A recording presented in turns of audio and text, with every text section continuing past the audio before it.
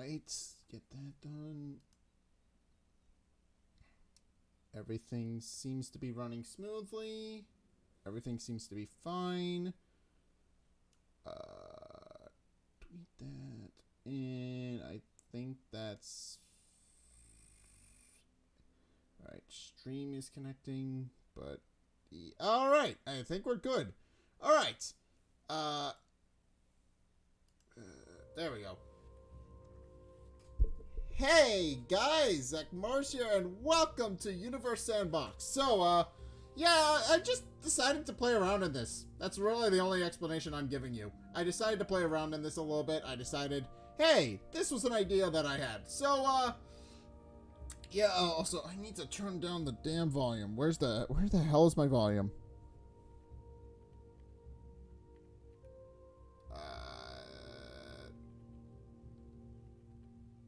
That should do her. It's very loud. It's very loud in my ear. The game is very loud. But, in case, yeah, welcome to Universe Sandbox. So basically what we're going to be doing, if you aren't familiar with Universe Sandbox, but I'm pretty sure several of you are, if you guys are indeed watching this, but basically the idea behind Universe Sandbox is that it is a simulation that is designed to run the various real scenarios that could happen in the middle of space. That is the main idea behind it. That is the main idea behind what this game, well, not really a game, but behind what this software is. It is designed to simulate things. And yeah, well, it is indeed cool, and that gives you the ability to actually experiment with a bunch of different things and how they work. Mostly, it's just an excuse to blow things up. So, yeah, I'm gonna be playing this for you guys. I'm gonna be experimenting with this. I'm gonna be showing off some different activities and stuff that I can do. And, yeah, I think the only real thing we can do is just get started with the tutorial, which I've reset several times now because I can't pause it. It's just, you'll see that little timer down the corner, well, not really in the corner, but in the upper left window of the, I'm gonna adjust my screen. Can I adjust my screen while I'm streaming, or is that a locked off thing that I can't do once I'm streaming? Oh, now there we go. Alright, I'm gonna adjust the thingamabob. There we go. It wasn't lined up, so that made me a little annoyed. But, in any case, continuing onward, welcome to Universe Sandbox. This is our solar system. Alright. There's our home. This is the Earth. This is the home to everyone you know. Yeah, that's the only home we're gonna know for most of our lifetime. And this is the sun. It is the most important source of fuel for our life on Earth. What if we got rid of it? Oh god, that's click tools. Alright. Delete. And now everything's gone. And that's how that works. So yeah, if you erase the sun, you suddenly are in a situation where everything just kind of scatters and goes off on its own. That is a very important thing. The sun's gravity keeps everything in place, and everything just kind of flies off. And now the Earth gets a little, yeah, the Earth is starting to freeze over because there's no longer a sun to keep it warm. To rotate the camera, click and drag. Yeah, the Earth may be a little bit fucked. The Earth may be a little bit fucked. Just a little bit. Just a little bit? Does it look a little fucked? I mean, our poor home. Our poor home. Oh, our poor home. The Earth is very cold now, but maybe we can fix this by adding another source of gravity and heat. Alright. Process simulation while working on a solution. Click tools. Click add. Alright. Select stars. Alright. Rigel. Okay, so we're adding Rigel to this situation. Where is this? So it just wants me to place it in the simulation. I'm going to place it right where I had the original. There we go. Rigel is a very large star. It is 23 times more massive than the sun. Alright. Its gravitational force should be enough to bring planets back. To resume the simulation, click play. Alright. This doesn't look right. All the planets are being sucked in. Alright. That's okay. There's always something to learn more about the experiment, even one that ends in disaster. We'll continue onward to the next part of the introduction and learn about creating life-sustaining worlds. Or if you want to skip the introduction and start experimenting on your own, click home, close guide. Okay, well, I'm going to continue onward with the guide since, yeah, that's that, everything is just dying. Everything just dying immediately. Yep, that's what happens when you try to replace the sun. Alright, well, Rigel seems like it's going to turn into something big and massive. Just a little bit. Just a little bit. Oh, this is just fascinating to watch. Let's just watch this for a bit. Let's just watch this for a minute. I think. Because this is kind of cool. Just seeing everything get sucked in. And then I think Hebe is the only one left, right? Hebe and Hygeia? There goes Hygeia. Or Hebe. But, and now Hygeia is going into the sun. No, we still got a couple of these that are still floating around. Neat. All right. There's Chiron, Uranus. All right. Okay. Well, I think that's all we can do. I'm gonna continue on with the guide because the guide's gonna teach me. Welcome, part 2. Rigel was too big for our solar system. The planets didn't have enough velocity to orbit such a massive star. Turns out the sun is a pretty good match for us. All right, but what if the Earth got we're closer to the sun? All right, here's the Earth and orbiting much closer to the sun than it should be. Do you see the temperature? Look at properties. All right, let's collect it. Okay, so that's bright. I'm sorry for blinding you all. Alright, collects. Alright. Here's a summary of selected objects. Select properties. Okay. Change a property, click its text boxes, enter a type number on your keyboard, then press enter. Okay. So this is how you mess with things. Alright. The temperature is rising fast. Set to a more comfortable 20 degrees. 20. That should be enough. Alright. That made it cooler for a little bit, but the temperature is still rising because it's so close to the sun. Alright. Alright, it's time to heat up the Earth instead of bullying its ocean, even close to the sun. So we'll speed up the simulation so you don't have to wait too long. How courteous of you, game. How courteous of you. How courteous of you. It takes time to... Okay. Next. Alright. Select the Earth. What's going on with the Earth? What's going on with the Earth? Zoom in. Yeah. Most of it seems like most of the oceans seem to be just straight up gone. Alright. And it's still drying up. That's the scary part. It's still going. I think you can see this in real time. It's slowly drying up. I'm looking at this. It's slowly drying up. Alright. Alright, after 60 years of orbiting this closely to the sun, the Earth's temperatures have caused the oceans to boil away. Without water, Earth can no longer sustain life. Yeah, you can see that. Earth doesn't look too good. Earth doesn't look too good. Earth is just nothing. There's nothing. Nothing left of the Earth. Except for the polar ice caps, which are now melted. That's about all we've got. Everything else is gone. Alright. Fortunately, in reality, Earth is already in perfect position. Yeah, you don't say. Look at this. This is a mess. Somebody's gonna have to clean this up. It's probably gonna be me. Looking at this, it's probably going to be me. Alright. Alright. Alright. The second Earth is orbiting at its actual distance from the sun. It is what is known as the sun's habitable zone. Alright. To see the star's habitable zone, turn on the habitable view in settings. Okay. Alright. Select habitable. Alright. Oh, okay. Alright. The green area represents the sun's habitable zone. This zone shows where the temperature is just right for liquid water on a rocky planet like Earth. Alright. In the red zone, temperatures are too high, and in the blue zone, temperatures are too cold. So that's why, like, the gas giant... Well, not... I've been in an astronomy class. Should mention... The gas giant thing is actually a bit of a misnomer. It's not technically gas. Actually, it's more like water. It's actually like... They are technically gas. They're made out of hydrogen, but The hydrogen is more like a liquid than it is a gas. It's very interesting. Very, very interesting. That's how they work. But all right, in any case, if we select the Earth in the zone just to show the Earth specific habitable zone around the sun, which Earth are we selecting? This one?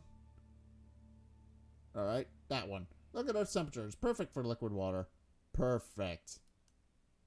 All right. What? All right. So what else have we got? Our planet may be in the right place to allow life to thrive, but small changes can still have a massive impact on our climate. Okay. All right. We've learned this topic using a scientific method, a process that involves careful observation and analysis. Okay. And this is the same method that has allowed for technological advances we now take for granted, like smartphones, the internet, and modern medicine. And it has allowed us to explore the depths of space. Nice. Continue on the last part of the introduction to learn explore simulations of astronomical missions and discoveries.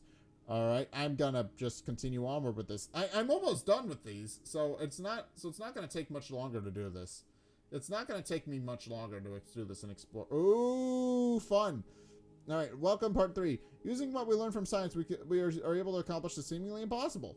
What the hell is going on here? Is this Jupiter? No, that's definitely, yeah, that's Jupiter and all of its moons. Okay. Oh, that's a Voyager 1 spacecraft. In 1977, we launched the Voyager spacecraft to explore the gas giant Jupiter. And it's not, and as I said, it's technically not a gas. It's technically a liquid. Voyager continues its mission today as it journeys into interstellar space, carrying a golden record of the sounds of the Earth. All right, so it's still going. It's still going around. All right, we discovered potentially habitable planets farther away than we can imagine. Nice. All right, here is the TRAPPIST-1 system, more than 40 light years away from us. We've observed 5 planets that are similar in size to Earth, and looking at this, 3 of them are perfect. The 3 of them are in a habitable zone. That's neat. All right. This one is the 3, or this one is of the 3 in orbit that are of the red dwarf star's habitable zone. All right, and right now, somewhere on this small planet, a small team is busy building a universe simulator that makes it easy to launch a moon at the Earth.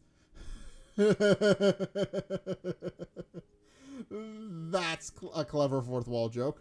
I love that. That's funny. That's funny. All right. Launch a moon at the Earth. Oh no. Are we actually doing it? Are we actually doing it? Moons. Moon. Aim and fire. Oh no. Okay. Well, I knew this was going to happen eventually. That's why I picked this up. I knew this was going to happen eventually. But let's shoot Africa.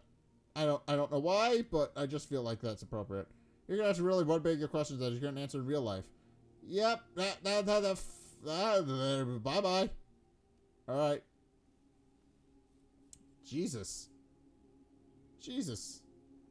Look at that. Look at all that debris. Can I accelerate? All right. So that is like the ultimate nightmare scenario, by the way. That is the big thing that everybody's worried about. I mean, scientifically, that's not how it works, because of the Roche limit. I've explained this in a previous video, but the Roche limit is basically, it is this, what is it? There's a limit to how close 2 planets can actually be before they start breaking into pieces. Basically what happens is the two planets will actually, if 2 planets get too close to each other, then eventually the gravity will start disassembling them and taking them apart, and eventually the planets will just shake themselves to pieces. And that is just all you need to know about Roche limits. It's a little bit scary, but but that's how it works. But like, what if the sun disappeared, or what if the Earth was too hot, or what if the moon came hurtling toward us? Yeah, you don't say. Ooh. Or even, what if the Milky Way collided with the Andromeda Galaxy? Ooh. That could be fun. In Universe Sandbox, you create, destroy, and explore on a scale you've never before imagined. Alright, one last thing while these galaxies collide. Click home. Alright, home is the starting point for everything in Universe Sandbox. Click guides. Alright. Alright, if you ever want to learn more about using Universe Sandbox, just select a topic here. Okay. All right, and now they're colliding with each other. That's actually cool. That's actually really cool. Look at that. That looks beautiful. Look at that. That's beautiful. A little terrifying, but beautiful. That's glorious. All right. All right, click open. Existing. Okay, so this is where all of our existing simulations are. Here you'll find simulations like the one we just saw, plus many, many more. You'll hope you'll enjoy exploring and experimenting in Universe Sandbox. All right. All right, so that was the entire guide done. So I guess now we can. I guess now the thing we could just explore some things here. I mean, this is still breathtaking and beautiful. Look at this. This is also, it seems like the Milky Way galaxy ate the Andromeda galaxy, and now there's nothing left of the Andromeda. Or not? What am I selecting? What am I selecting? Oh, that's the Andromeda. Okay. Alright, so let's look at some of these, I guess. Alternate engineered solar system. There's a couple of these that are actually kind of interesting that I've seen, but I haven't touched yet. There's a couple of these. I want to see if I can find it. Earth exploding in 8 cores. Earth exploding in 8. Sun exploding. There's a couple of these. Planet grid. Okay, so these are just all the different size comparisons. That is interesting. What can Saturn around the sun? What is the Earth and 50 colliding? Oh, that could just be fun to watch. That could just be fun. That sounds fun to watch, not necessarily. Alright, Earth and 50 colliding moons. In this simulation, the Earth is orbited by 50 moons. The moons interact gravitationally with each other and with the Earth. Some of the moons closest to the Earth are torn apart by tidal forces. Others collide with each other, crashing into the Earth's surface. Okay, so in other words, everything is just merging together, and it's just, that's awesome. That looks awesome, but also that looks terrifying. Like that's very weird. Yep, there we go. We're getting to the point where things are colliding with the Earth now. Well, that's a fun little. That took less than 12 hours for that to happen.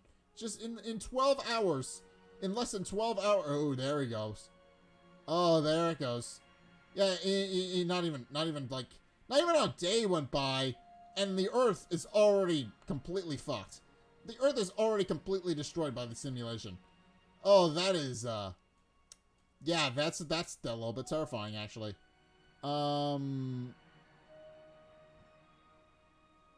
Okay. Well, that's fun, I guess. Alright, that one was beautiful, but, also depressing. The Earth is just gone. There's nothing else. There's nothing left of the Earth.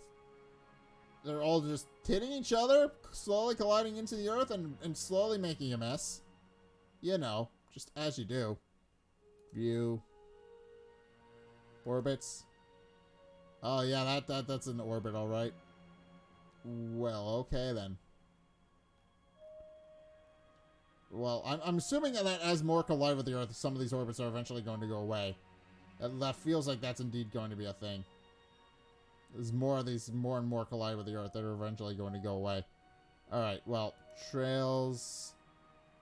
Labels. Okay, so that's where I can see my labels.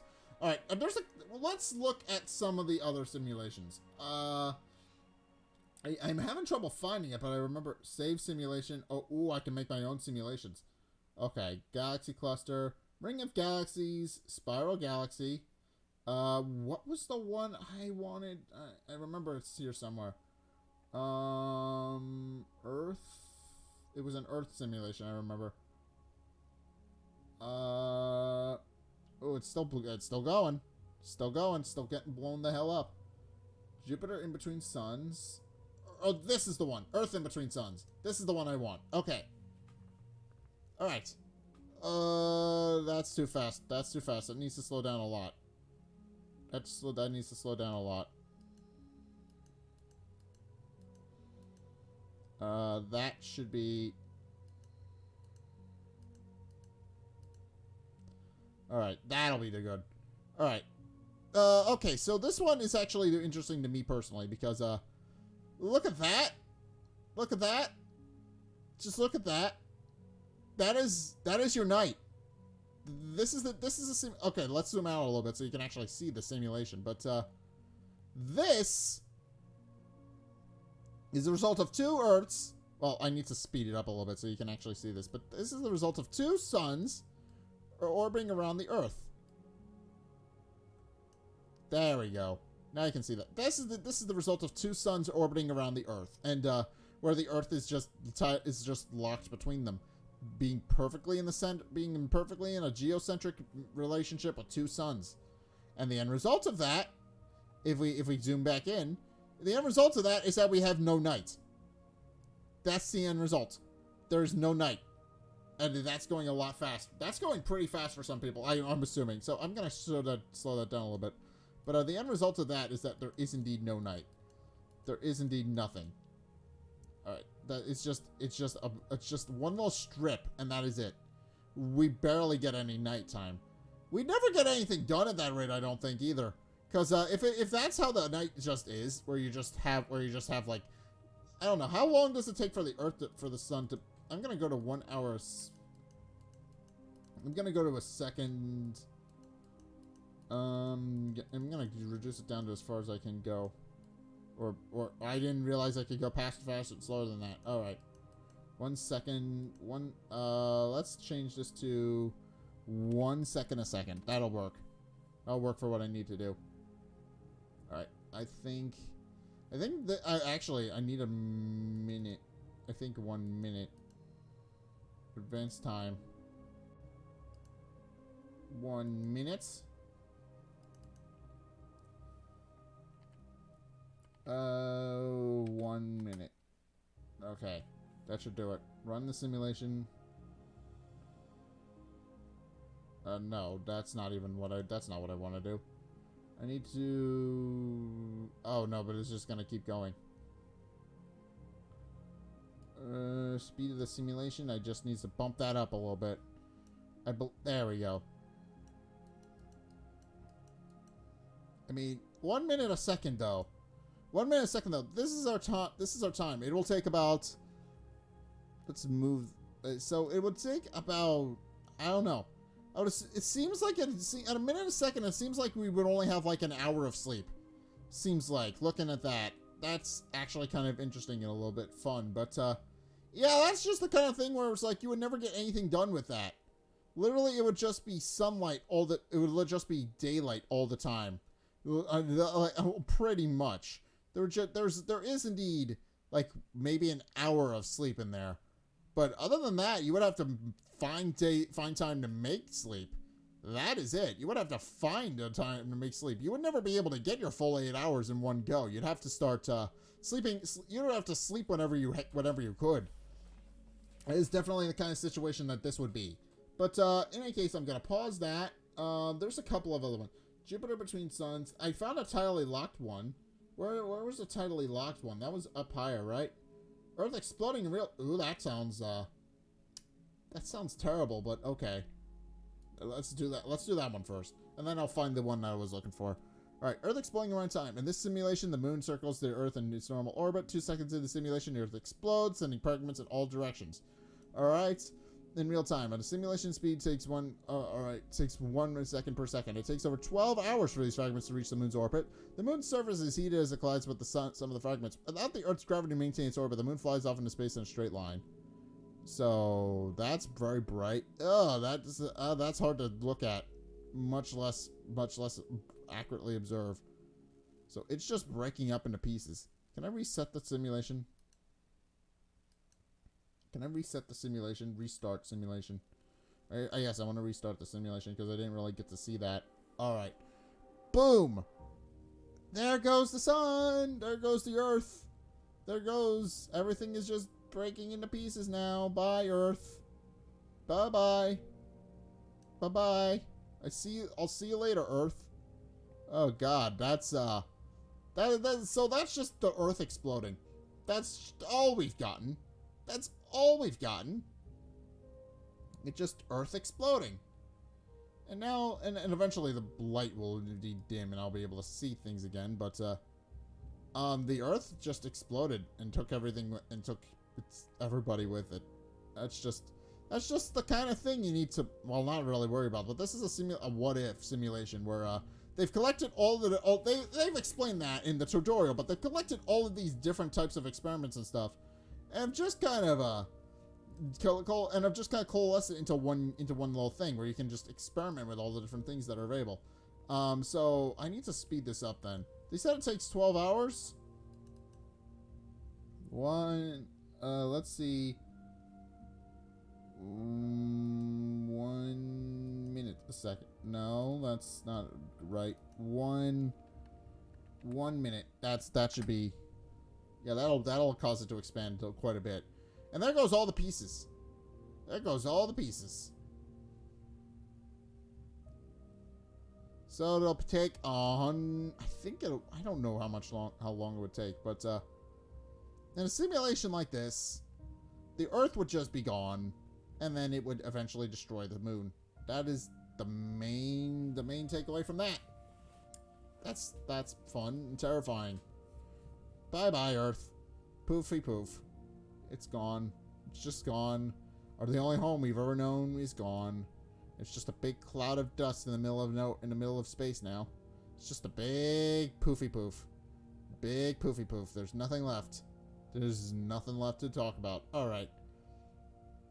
Let's speed this up a little bit more. 2 hours a second. Okay.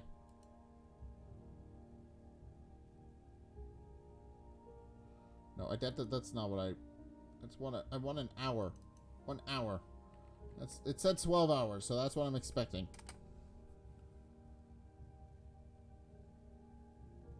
Yeah, they weren't kidding. 12 seconds on the dot. 12 hours on the dot. Oh god. Yeah, then there goes the Earth. There goes the moon. Let's lock in on the moon. Let's lock in on the moon. Can we zoom in on the moon? Yeah, the moon's fucked. Look at that. The moon is just... Yeah, there goes... half of the moon is just on fire. Oh, and the other half has a funny little smiley face on it. Okay. It just blew up. We blew up the sun. And now because there's no longer any Earth to hold it in place, the moon is just gonna trail off and go wherever. Poor moon. Poor moon, we will never see you again. Good night, sweet prince. Alright.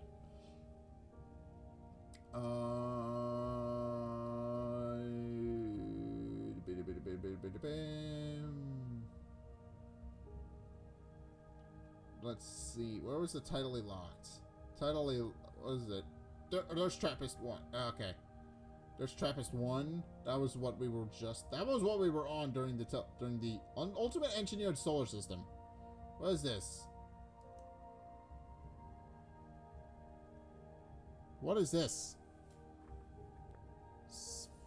Oh. Ultimate Engineered Solar System. How many planets can you crab into a habitable zone on a star and still have stable system? Astronomer Sean Raymond has been exploring this question on his blog. He found that you can fit 8 rings of 52 planets each into a habitable zone of the sun if each planet is just half the mass of the Earth. That's 416 planets in the habitable zone, on orbits that are completely stable. The trick is to alternate between prograde and retrograde orbits. In other words, each ring of planets orbits the sun in the opposite direction of its adjacent ring. Okay. However, just because it's a stable configuration of a planetary system doesn't mean it's likely to exist. It's unclear whether it would even be possible for a system like this to form naturally. That's why Sean Raymond calls this his Ultimate Engineered Solar System. That's awesome. So this guy created a solar system that is perfectly designed to cram as many planets into the system as possible. That's actually kind of cool. So he did this to mathematically. So he mathematically set out to prove how many planets he could cram into a solar system without it breaking. That is actually a fun concept. Holy shit, that's awesome. Look at this. See everything is perfectly spaced so that it doesn't hit the Roche limit. They float in opposite directions, and that is beautiful and perfect, and I love this. This might be my favorite one. That's that is absolutely breathtaking. So he put everything in the habitable zone. That's actually kind of fun. Oh, that is beautiful. This is beautiful. This is my favorite. This one's my favorite. I like this one so far. This one is my favorite. Oh, this is beautiful. This is beautiful and lovely. Oh, the man who made this, the lovely thing you've done. Lovely thing that this made. All right, but all right. In any case, we're gonna go find something to blow up. Core.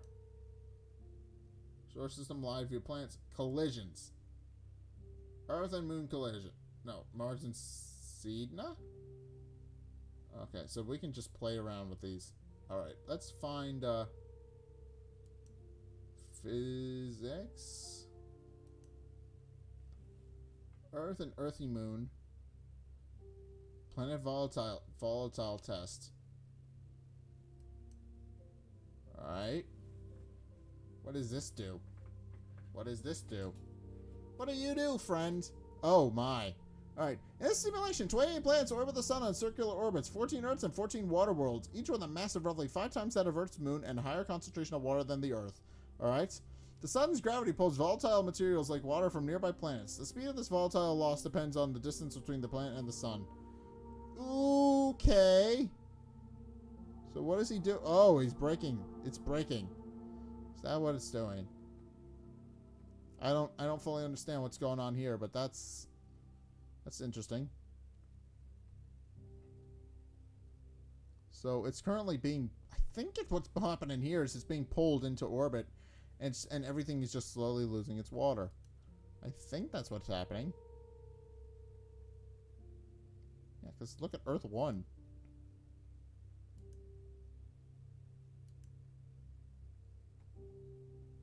Look at that. I'm trying to get a good... I'm going to pause the simulation so I can actually see what the hell is going on. What does it mean by water world? I'm going to find one of these water worlds and figure out what the hell is going on. Oh, I see. Water world, as in literally nothing else. Okay, that makes sense. So, what am I looking at? What the hell am I looking at? Is this just... Oh, it's just a... Yeah, it's just a planet. It's just a planet with all water. Fragment. Oh, but I see. So what's happening is, because they're orbiting around the Earth, it's orbiting around the sun, it's just slowly pulling things in. I see. Fascinating. So Earth 14... Is Earth 14 safe? It feels like Earth 14 would be safe. Maybe. There shouldn't be any fragments that are being pulled off. Right? I don't understand. I don't fully understand the simulation, but this one does seem interesting. I'm definitely... Alright, so what else we got? What was the tidally locked one? I remember there was a tidally locked one. Explore workshop simulations. Tidally locked Earth. That's what I wanted. That was the one I was trying to find. Okay, so this one... Alright, in this simulation, Earth has recently been tidally locked with the sun. The Earth is now rotating once per year, so that the side of the Earth will always... So that one side of the Earth will always be facing the sun, and the opposite side will always be facing away toward the darkness of space. The side facing the sun will heat up until the ocean is nearly at the boiling point of water. On the other side, snow will pile up and the ocean will eventually freeze. Open are the Earth's tab and multiple data views to open how the Earth's temperature and surface change over time.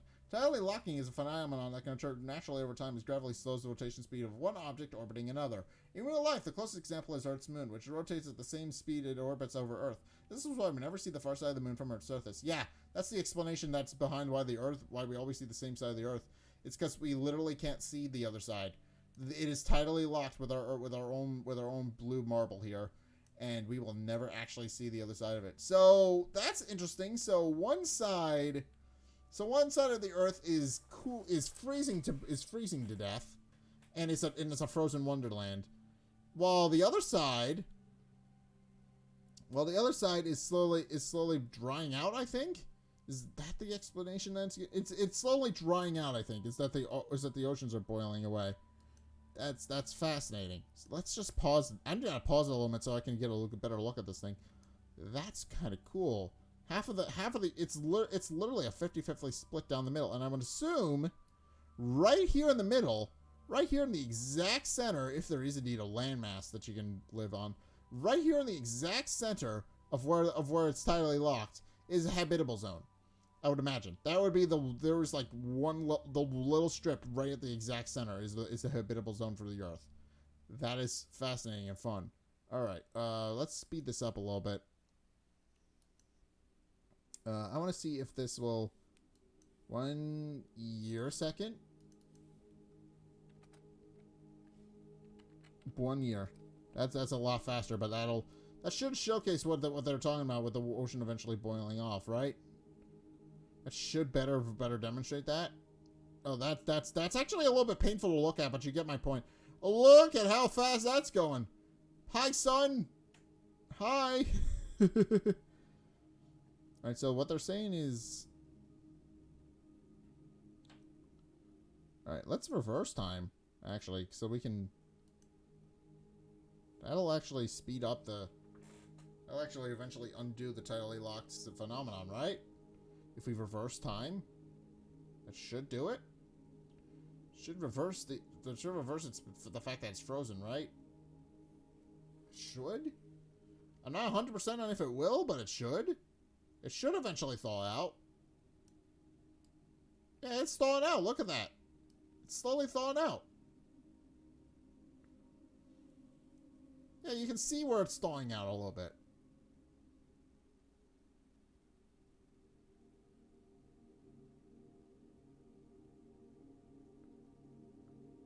Alright. Let's go a little bit faster then.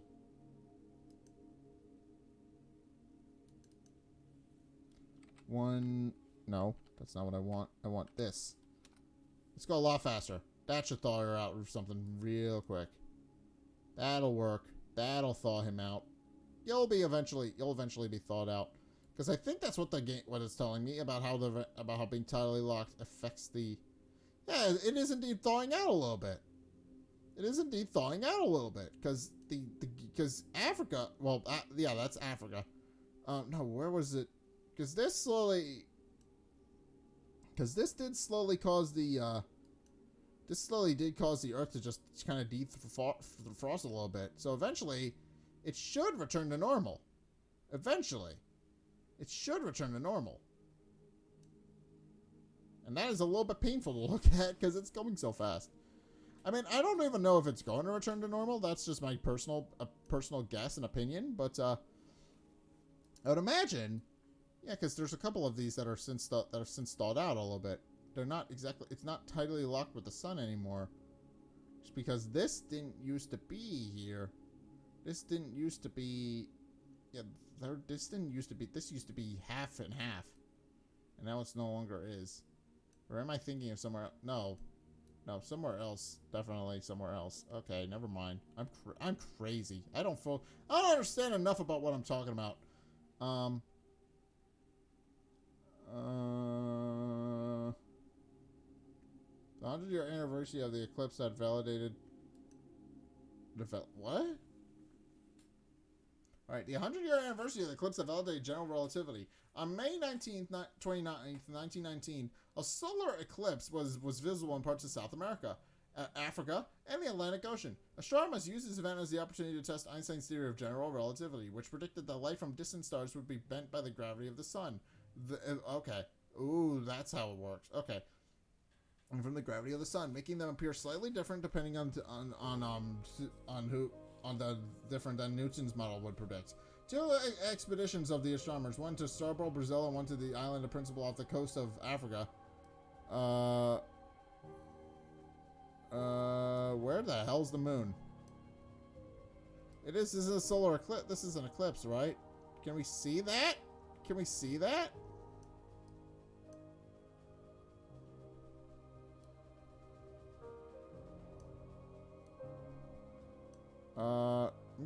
Can I restart the simulation? Restart. Yes, I want to restart. Okay, okay, I didn't get to finish reading that, but that's okay. So, yeah, that lines up pretty perfectly, I think. Look at that.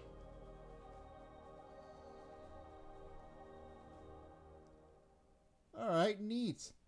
Okay, so basically what this one is confirming is that This was used to determine Einstein's theory of relativity, and whether or not it was actually true or was actually a crock of shit. So that's actually kind of interesting.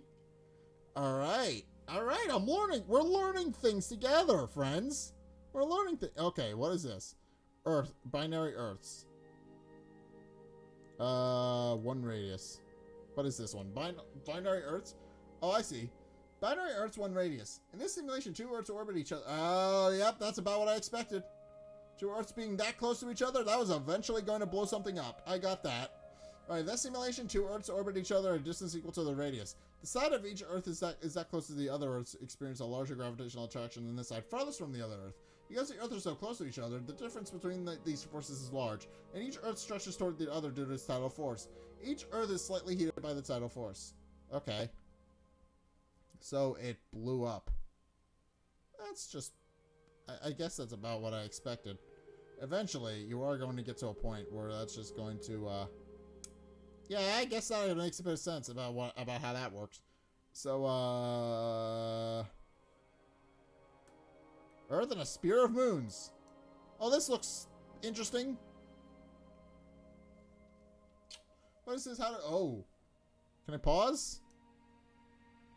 I didn't get to see that one. Hold on. I wanted to read that one. Let me read. I want to read that one. That one, I don't know if that one was fascinating or not. Oh, I don't get to read it again. Okay, but, well, this, I think this one's pretty straightforward. It's just all the moon. Oh, yep, that's what I expected. And my system is lagging because it can't handle all of these. So, it's just blinging itself. They're just all blowing each other up. Oh, that's, okay. And now they're hitting the Earth. Okay, about what I expect. Oh, some of these have been flown through from their orbits. Goodbye, moons. We will see you later. Alright. Well, the Earth has been reduced to next to nothing. Oh, poor Earth. Poor Earth has been reduced to next to nothing, and there's nothing left for it to do. That's unfortunate. That is unfortunate. That is unfortunate. Oh, no, that's unfortunate. Bye, Earth. The Earth just blew into pieces. Alright, in any case, binary pulsar is one I wanted to experiment with. Ooh, okay. Alright. There's no explanation behind this one. What is this? Taylor and pull. Okay. I don't even know what is going on.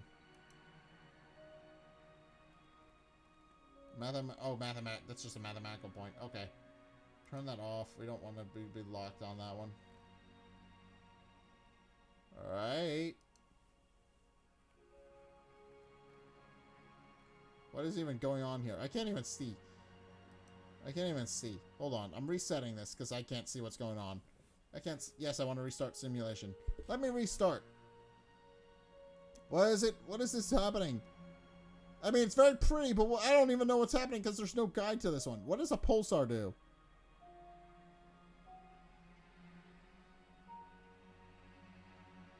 I would imagine these two are just going to eventually consume each other. That is what I'm assuming is happening. That is just what I'm assuming. What I'm generally assuming is that it eventually isn't going to consume itself and just die. That's all I can really think of. That's all I can really think of with this, is that it's eventually going to just die. Or not? I don't fully understand. It's definitely getting closer to each other.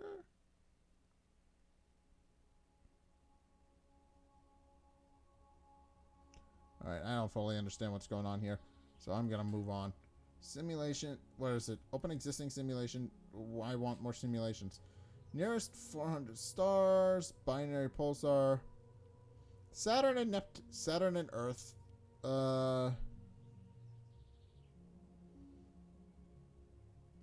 What is it? Is there one for core? Tightly locked Earth, solar system, live version, planets, moon, spacecraft, Milky Way. Tightly locked Earth spacecraft in the solar system. Alright, the Parker Solar... Okay. Saturn with rings. Okay, this is gonna be fun. This one's gonna be fun, because the Saturn's rings are interesting. Saturn's rings are very interesting in that they're all moons. There we go. Oh, look at that. Pretty nuts. Yep, that's about what I expected. So... Can I turn off the trails? Yeah, but that also doesn't... Orbits? Alright, so... That's the rings. What's all the other things? Are these its moons? Are all of these moons? Yeah, some of these don't even have names. So, I'm pretty sure some of these... I'm pretty sure these are moons. Pretty sure. But I don't know any... Saturn, I know is a moon. Hades and moon. Yeah. Yeah, I think these are all moons. I don't think these have any real bearing on what's going on. So, all of these are moons. There are a lot of moons in here. Enceladus, I know that's a... I know that is a Greek reference. I know that. I know all of these are Greek references, actually. That's where we get the names from Prometheus. There they all are. And there's Saturn. Yeah, I know all the planets are named after I don't even know what they're called. What are they called? They're named after Greek gods and goddesses and a bunch of other things, or at least the Greek, or at least the Roman versions of the names, I know. I know that. For example, Pluto is named after Hades and that kind of stuff. Pandora. Pan. Yeah, they definitely named a couple of these. They definitely named... This is Atlas. Yeah, they definitely named all of these after... Okay, that makes sense. That makes perfect sense. Alright, well... What else? Like, I mean, this is just fascinating to look at, because look at the rings. And then, view. Habitable? Does Saturn even have a habitable zone? I don't think it has a habitable zone. No, it's just a ring. It's just rings. Grid. Hyperion. Orbits. Yeah, and then there's Titan. Titan is just on the outskirts of all that. Yeah, and then you can zoom out and you quickly find out it's just a huge ass mess. That's just Saturn for you. Everything on that planet is... isn't there one where...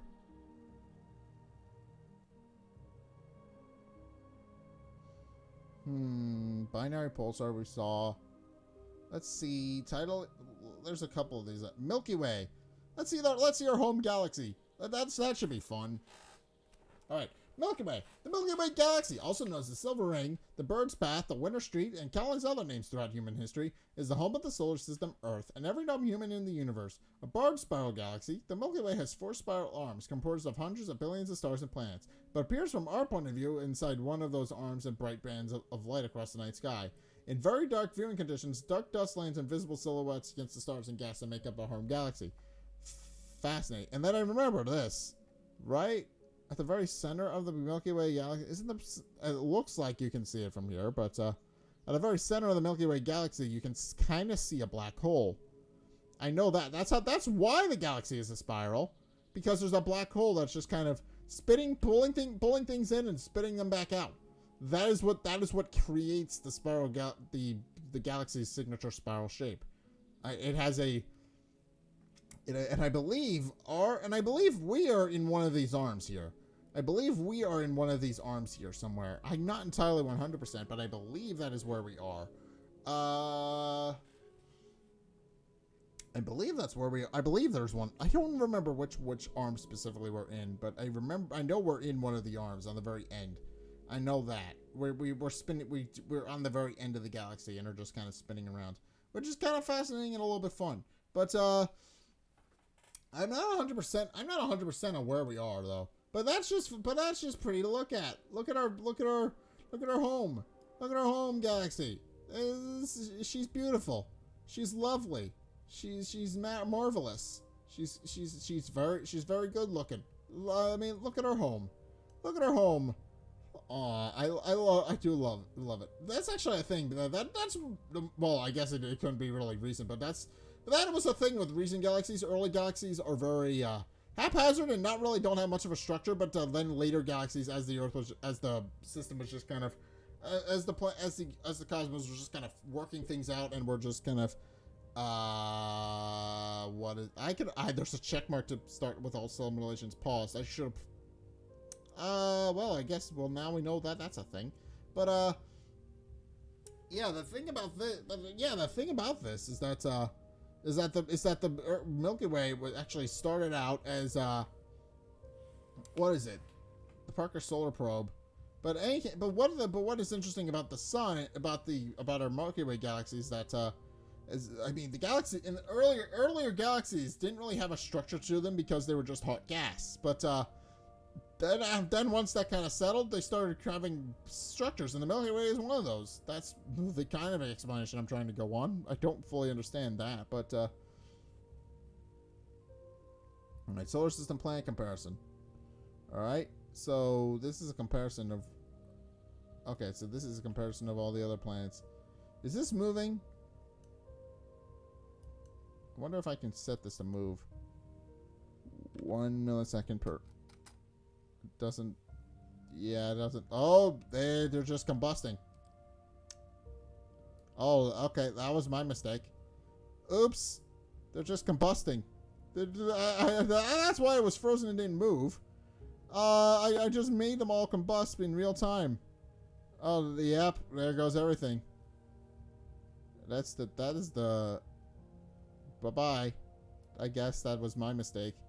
I just made everything combust into a million. I can speed that up, can't I? I can speed that up. Let's speed that up. Advanced time. Start and target spin scene 10 times. Yeah, there we go. All gone. I didn't even mean to do that. That just happened. Bye. I didn't even mean to do that. Oopsie. I was just like, I wonder if I could speed that up, and then I realized, no, there's no reason it's paused. It's because everything will blow up and take everything else with it. Actually, there's Pluto. Pluto isn't even a planet anymore. Our home has 8 planets, 4 terrestrial inner planets, and 4 gas giant outer planets. Pluto, though now categorized as a dwarf planet, is included in the simulation for reference. Alright. So, the planets are lined up here in order of their distance from the sun. Just as you see the difference in scale. On the large end of the upper scale is Jupiter. This gas giant is more than twice as massive as all the other major planets combined. Well, I mean, not anymore. It's gone. Its diameter about 11 times greater than our own planet. 13,000 Earths could fit inside of it. Okay. On the small end is Pluto. The dwarf planet has a diameter of only 1/6 that of the Earth's. It's smaller than 7 moons in our solar system, including our own moon. Okay. Well, I've just eliminated the entire solar system by scale. So yeah, they're no longer gone. There's no longer any sort of planet. It's just been erased. They've all been erased from existence. All right. I believe. I don't even know if this is a thing that can happen in real life. Cartoons constantly point out that when the planets align, something evil will happen, but I don't even know if that's 100% true. I don't believe that for a second. Like, I think that's a very rare phenomenon if it is indeed the case. But let's bump this up to like a minute a second. I want to see them just be erased. I want to see them be erased from existence in a little bit of faster fashion. Yeah, there it goes. Alright, there goes most of our planets. There they all go. Bye-bye. Bye-bye. Bye. Venus has shrunk dramatically. Mercury is shrunk dramatically. Earth is gone. Everything in this cloud of stuff is a fragment. So this is this one. And then Pluto. Is Pluto fine? Is Pluto fine? How's Pluto doing? Pluto's a little robust little sucker. I'll give it that. Okay, it's fine. Pluto is a very moon-like planet. Well, not really a planet. It's no longer been categorized as a planet it's since been decategorized as a planet. But the main reason being is that Pluto fails in one of the crucial things about what a planet is supposed to do, and that it can't clear its own orbit. So for that, while it does orbit around the sun, it's no longer a planet anymore because of that reason. It's no longer registered as a planet. But in any case, yeah, there goes everything else. There goes everything else. Everything is just gone. I should not have done what I did. Well, too late now. Okay. Let's go. Total solar eclipse. can I... what's the solar eclipse look like? Oh, I need to pause this. I need to pause that. Alright, so what does the total solar eclipse do? A solar eclipse occurs when the moon passes... Okay, I probably should have started with that. A total solar eclipse... Yeah, we can see that. Total solar eclipse passes when the moon passes between the sun and the earth and partially or fully blocks the disk of the sun. When it completely blocks the sun is a total solar eclipse. The total solar eclipses are rare events, happening once about every 18 months. But the opportunity to view them is even more rare. There's only a very narrow path across Earth from which they can be viewed. On August 24, 2017, the continental United States witnessed its first total solar eclipse in 38 years. Part of 14 different states, from Lincoln City, Oregon, to Charleston, South Carolina, went dark as the moon's shadow passed over them. Fun. I like the idea of solar eclipses, actually. Solar eclipses are fun. Eclipses are very interesting. But yeah, let's restart this. So let's see if we can get a good look at it. Can we even see the eclipse? Is the eclipse even visible from Earth? I don't think it is. Right from this angle. So yes, there isn't. What would be in this angle? The United States. Okay, so that is exactly what the thing was talking about. Literally from the United States, from several points in the United States, I mentioned, we are able to see a solar eclipse. All right, that's fascinating. Okay. Well, now I think I've viewed enough of the original made ones. Let's go back to the original solar system. And let's go. And I think what I'm going to do now is I'm going to start toying with the solar system to just kind of see what I can mess with. All right, the solar system is home to 8 planets, 4 terrestrial inner planets, the asteroid belt between Mars and Jupiter, the trans-Neptunian Neptunian objects beyond Neptune, notable dwarf planets and other large objects include Ceres in the asteroid belt, Pluto beyond the orbit of Neptune, and Sedna on a distant and eccentric orbit. Okay, so there are indeed several dwarf planets. Not quite planets, but not quite. Okay, let's increase the mass of this sucker a little bit. Let's play with this. Density. Okay, let's increase the density by a lot.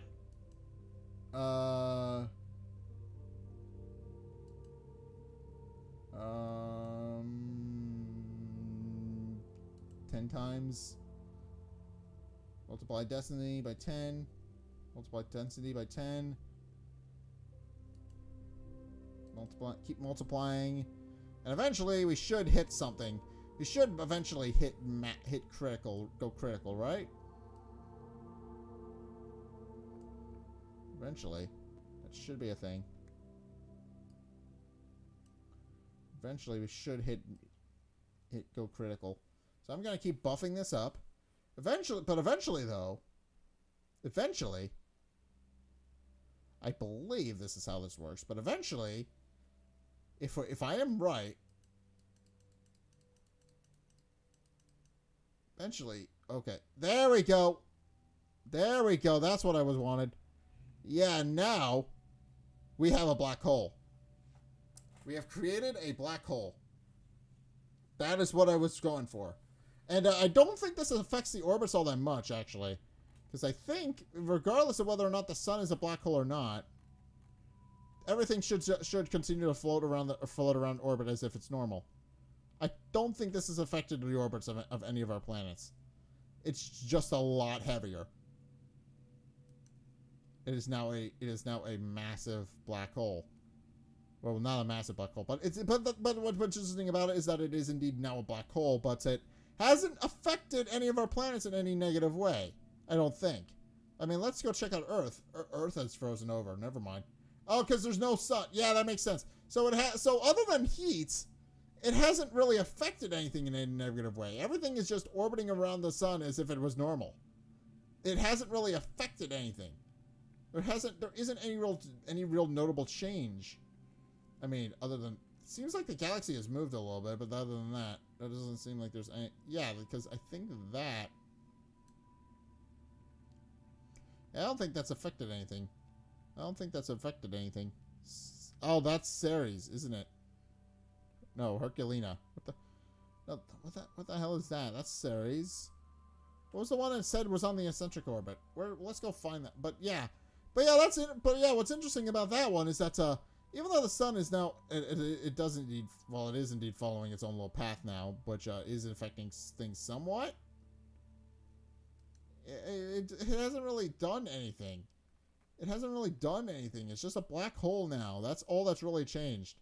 It hasn't. There's some changes to how the heat and stuff, because the black hole obviously can't create energy anymore to warm the solar system. But other than that, the solar system is completely fine. It literally is just. It's literally the only thing. The only difference between this and what we had before is that this isn't providing heat anymore. So there literally is nothing that is heating up this place. So yeah, because of that, and I think it's on a path, right? View. Yeah, it's on a trail. So it is slowly moving through the solar system, because it is now, because I think I knocked it out of orbit. Actually, I think I knocked everything out of orbit. I think I knocked this out of the rotation that it was originally in. It is now moving at a place that it was originally intended to go. It wasn't supposed to be a black hole, and now it is, and I've messed everything up because of it, which is interesting. But in any case, let's reset the simulation. Let's restart. All right.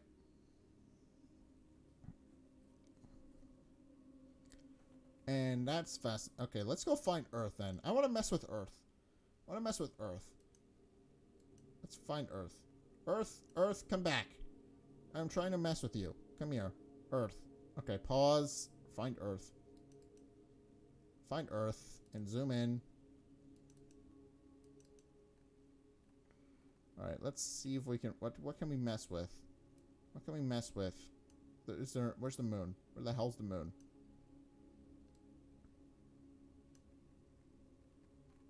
Is the moon not in this one? Oh, is there a different? There's a different one, isn't it?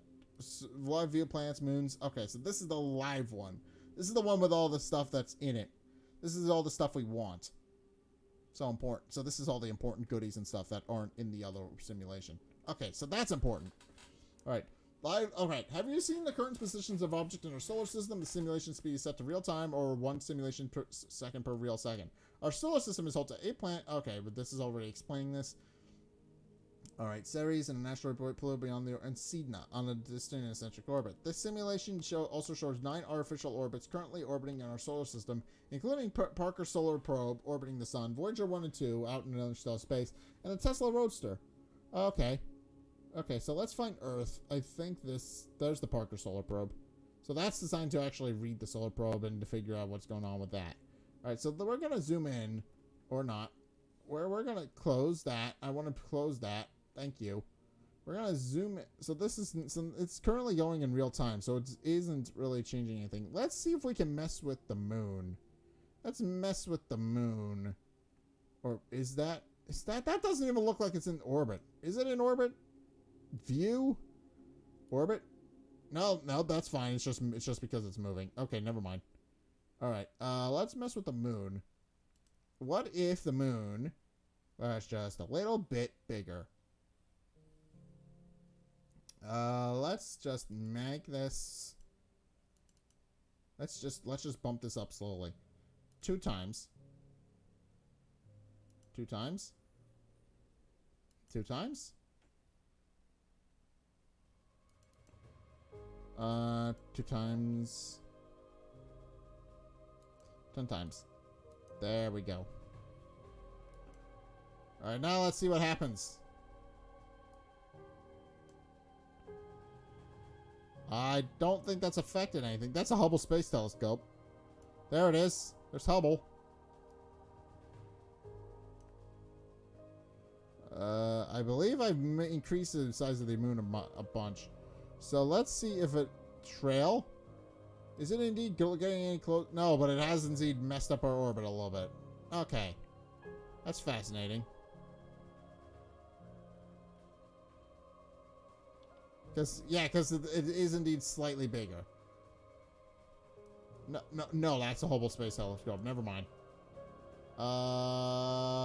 Moon? Hop over to the moon. Now, what is the orbit of the Earth currently?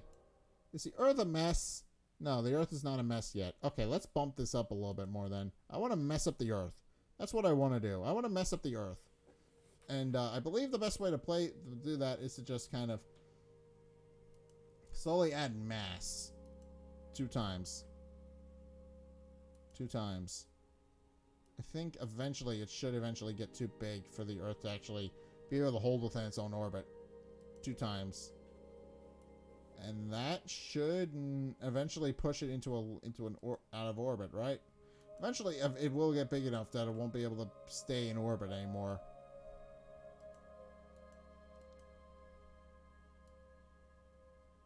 Yeah, it does seem like it's been knocked out of its orbit. Just a little bit. Alright. Let's speed this up. Hour. No, where's my hours? I want an hour.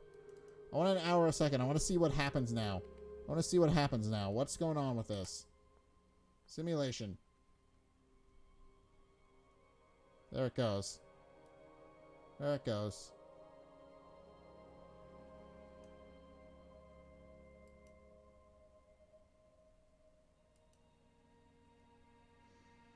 Alright.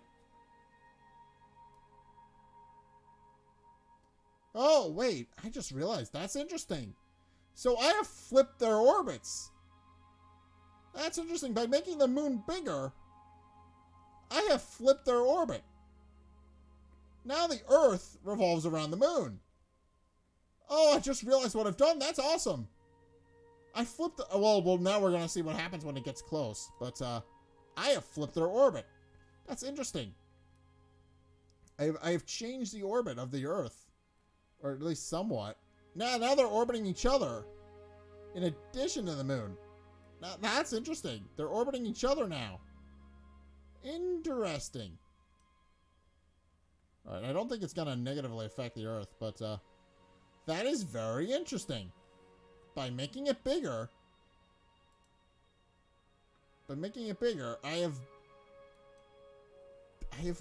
that's interesting. I've made it bigger, and now it orbits the Earth, and now they orbit each other, as well as go on the original orbit. That is fascinating. That is fascinating. That's kind of cool. I did a thing. Okay, that's neat. That's very neat. I messed with the orbit a little bit and it changed some things. That's neat. So, what are some of these lines that are just kind of snaking all over the place? Can I see these? Can I see where these end? No. Those are outside our solar system. Those are not important to us. I don't even know what those are. Fascinating, though. Very fascinating. Alright. And then I believe there's objects I can now throw, right? Tools? Material pulse? What are we doing? Ring. Okay. Shape. Unit. Planet. Alignment. Universe. Alright.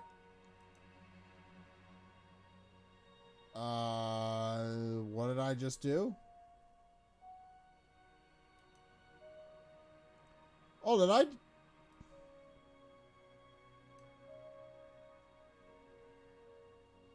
I messed up some planets.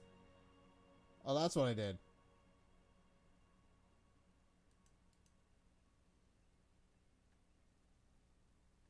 Well, what did I do? Did I mess up some planets? I don't even know what I did.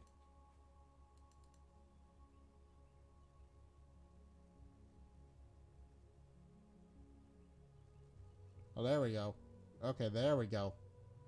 Alright, the encoder's overloaded because it's trying to render all these things at once, but that's okay. That's really fascinating, though. Oh, I just knocked... Ah, I see. I just knocked Earth out of orbit a little bit. Just a teeny tiny bit. Just a teeny tiny bit. That's all I've done. Knock it out of orbit more. Do it! Yeah, this one's having a bit of a hard time rendering. Just a little bit. Because it's trying to go the entire length of the simulation. Alright, yeah, it's chugging along. Okay, we're gonna find something else then.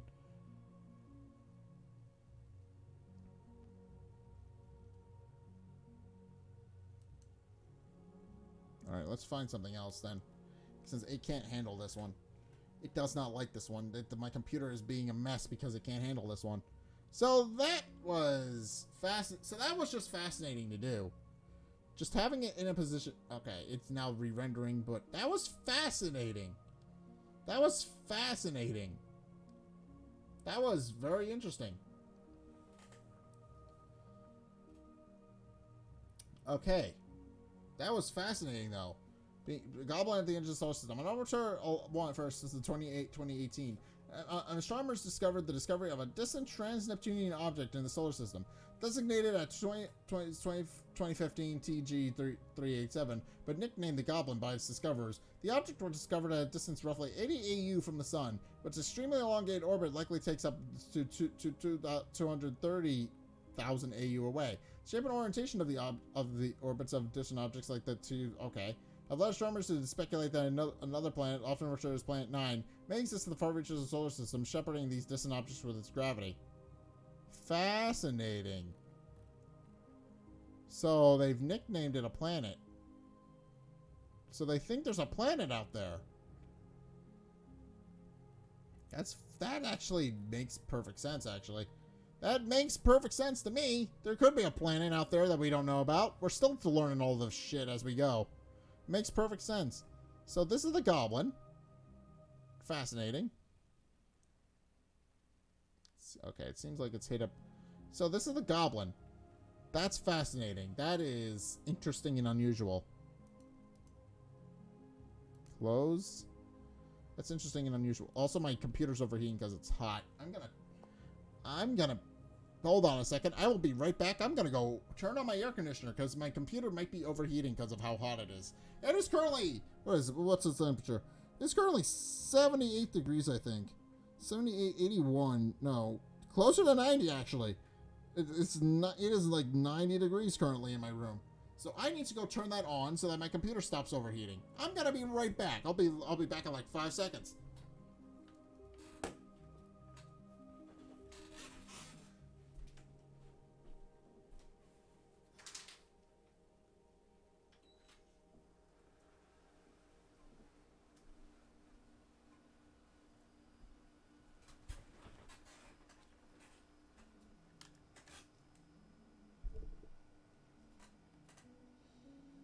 Alright, hope that doesn't make too much noise for you guys, but, in any case, yeah, so this guy just exists out in the world. This guy just exists. And, I don't even know what he is. I don't even know what I'm looking at, but, it's cool and fascinating. That's very much, sure. So, okay, so, I wonder, I'm going to go back to tidally locked simulation, because this one was fascinating, but, I wonder what would happen if the Earth... Let's see. If the Earth was a little bit... I think if the Earth was... The Earth's orb... Yeah, because it's currently... Because currently it's not tidally locked right now. It's slowly freezing. Slowly freezing.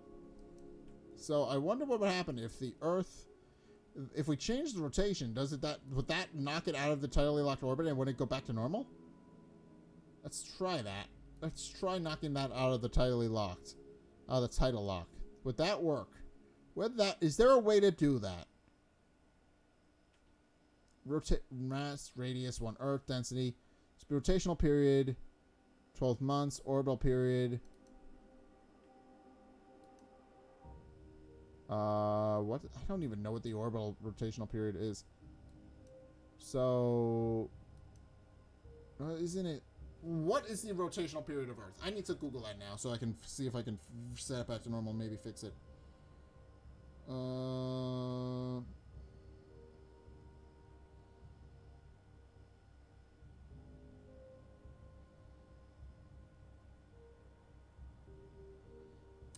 What is the orbit? Where's the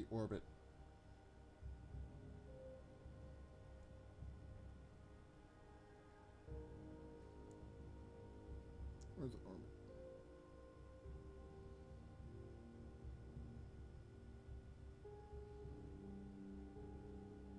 I think the Earth... Wait, no. The Earth's rotation is fine. The Earth's rotational period is fine.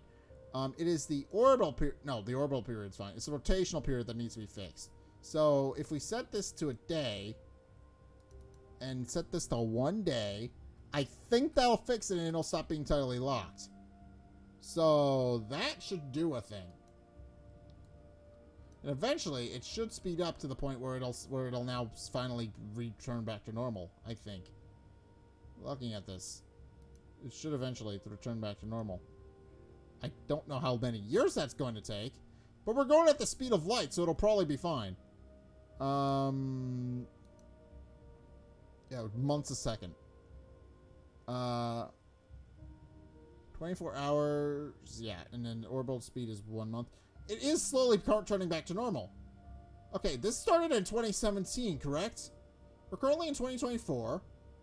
That took about, quick maths, it's 2022. So in 2 years, this will have worked out. Is the no, because the center is still the top and bottom are still very much frozen. Never mind. Okay, so those need to well, I mean those are the polar ice caps, so that's fine, but that needs to thaw out just a little bit. Pause. But yeah, it's no longer a problem for most people now. And then what is the or below 4.5 distance to you? Okay, interactions, pulled by others, collide with others, inverted gravity. What does that do?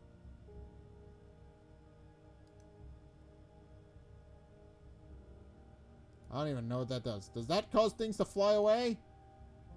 Does that cause things to fly away? Wait. Oh, I just thought of an experiment. Hold on. I just thought of an experiment. Let's go back to solar system. I just thought of something with that. If I can reverse gravity, what does that do if I affect the sun with it? Because we've already established what happens if the sun is gone. What happens if I reverse gravity? Will that have any effect on the planet?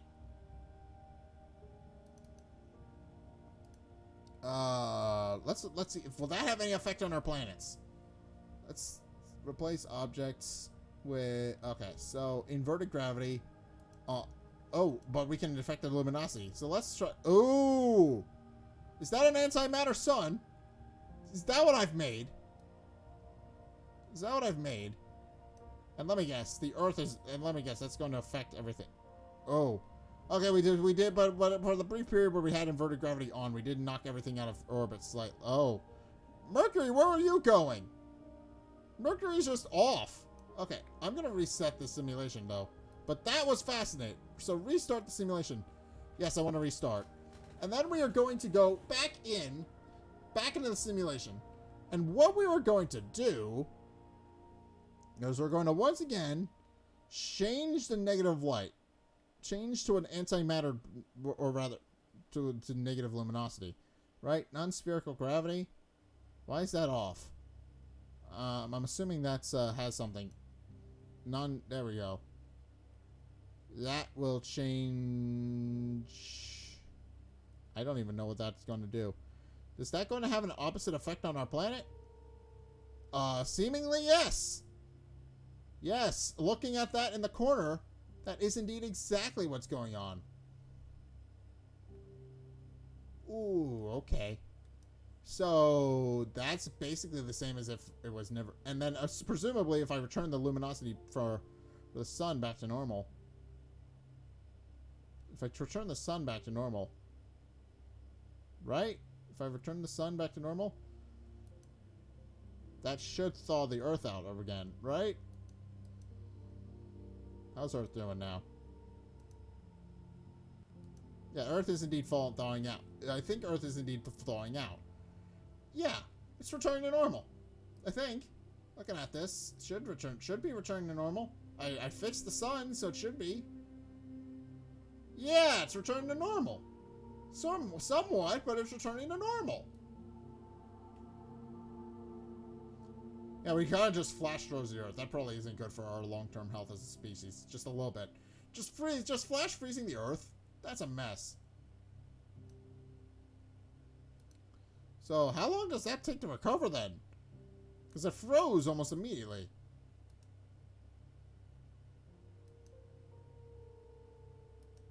Alright. Oh, but it is slowly heating up. So it will eventually return. I think it was a stable 5 degrees Celsius, wasn't it? So eventually it should return back to normal and it should be fine. I think. Well, I don't know. Let's see how this one goes. Let's see how this particular experiment goes. It should be fine, though.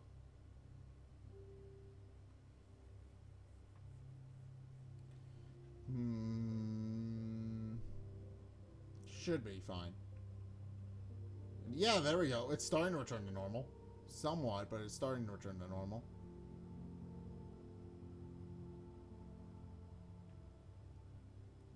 Okay. I mean, it does need to go a little bit faster, but it is slowly returning to normal. So it would take a couple of days. It would take a couple months, I think, before it would actually... No, years. It would take years to return back to normal after if the sun just suddenly had a negative luminosity. Just out of nowhere, if somebody decided to mess with the sun. Okay, but that's not bad. I mean, it's 2020 now. That was 2 years ago. And it is slow, and it is almost back to normal. So 2021. So if we didn't indeed affect it, it would eventually go back to normal. Not particularly quickly, mind you, but it would eventually return back to normal. And I find that kind of neat. Alright. That's actually kind of awesome. So it is indeed returning. It is indeed also getting a little bit faster, as I'm noticing. It's slowly getting back. Okay, never mind. It's just slowing down a little bit. But it is indeed returning back to its normal temperature. It is indeed returning back to its normal temperature of Celsius. Okay. I think eventually it will return to normal. But that was fun. Wonder what... I mean, I could speed up the... I actually don't want to mess with it because I know it's eventually going to return to normal. But what is happening with this then? So, yeah, it isn't. You can see that it is indeed slowly thawing out. Let's zoom in. It is indeed slowly thawing out. It's slowly getting better. You can see that from here. You can see that from here. Yeah, I think it's mostly thawed itself out by now. I think it's mostly fine. I mean, if we bump it up to 20. What is it? What was it? 5 degrees Celsius? Oh, but we set... Oh, okay, we set the planet on fire. I didn't mean to... No, I wanted 5. 5 degrees, not 500. There we go. That's normal now. That's normal now. I didn't want to set the planet on fire. That's not what I wanted. That's not what I've set out to do. Okay, let's reset the... I think that's everything we're going to be able to do with that. So let's restart. And now what I want to do is I want to see if the Earth, if the planets do indeed... What happens if I reverse gravity on the sun? I mean, obviously we've established that the gravity... That if the sun is gone, it will cause everything to go back to normal. Would reversing the gravity just have the exact same effect? Would reversing gravity cause everything to be pushed away almost... Let's see. Let's zoom out a little bit. Let's see what happens. Inverted gravity. Go. Yep, it ejected them from its orbit almost immediately. That's fascinating. So it just... No, it's not even a straight line. It pushed them out of orbit. That's interesting. So it's a similar idea, but the difference is that you're being pushed out of orbit rather than you gradually leaving the orbit. That's interesting. All right, let's return gravity to normal. Let's see if we can get everything. No, I think we've royally fucked this system. Okay, never mind. Let's reset. Restart.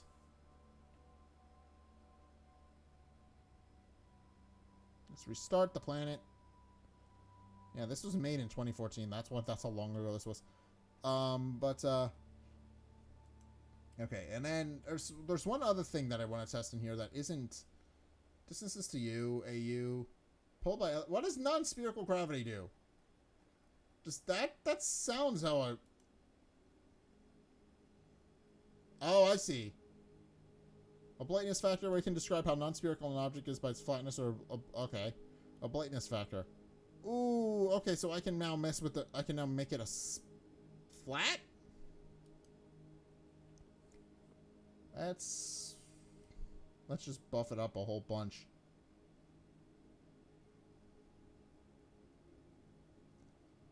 Let's just make it flat. Oh. We've erased it. We've erased our entire orbit. Okay. But no, everything's still there. Where's it? What the hell's the orbit look like? Absolutely catastrophic. Oh no. What have I done? I don't even know what I did. What did I do? That's just a laser light show. What did I do? I don't even know what I did.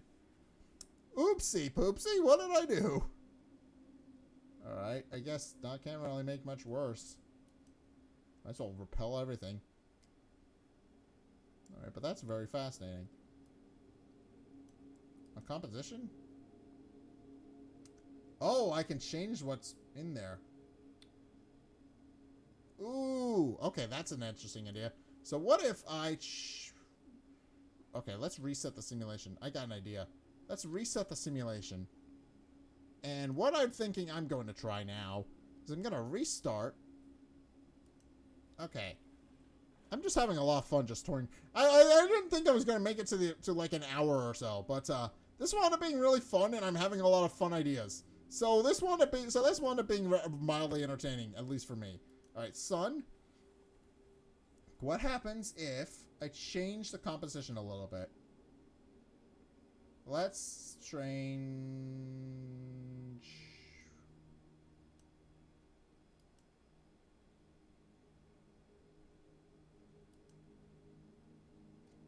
One sun.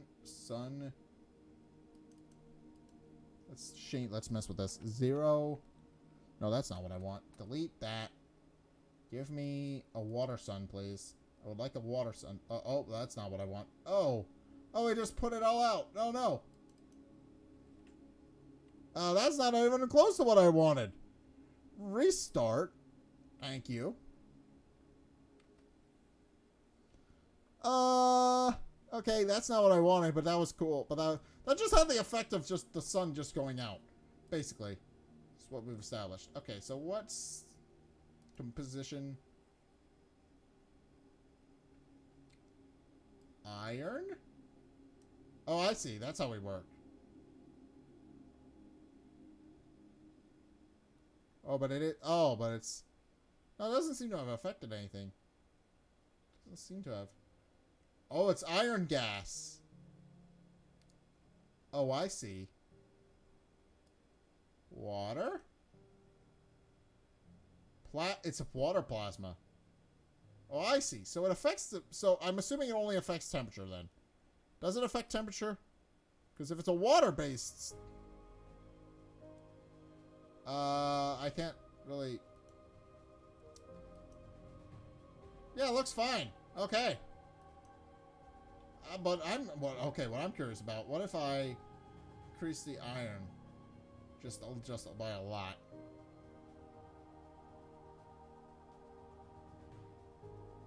Alright, and now the Earth is made of iron. What happens in that scenario?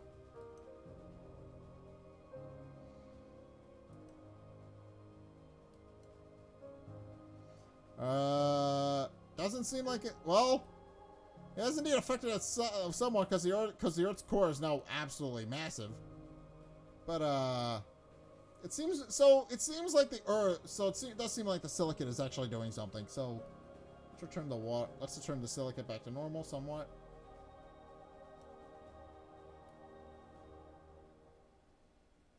What if we turn the entire thing into a water world? What does that do? Oh, that is indeed exactly what I thought. Silicates? Let's go for about 50% of each.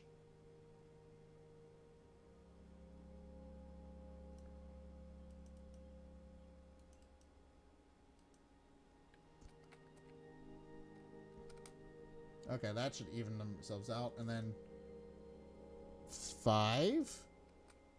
That should even them out. And then no points. Let's see what happens if we changed it to a quarter. 0.25.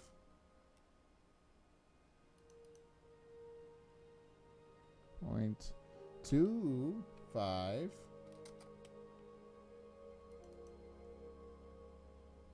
Two five.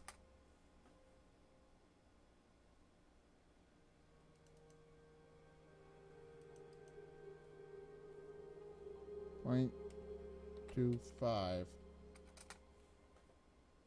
No, that's not in.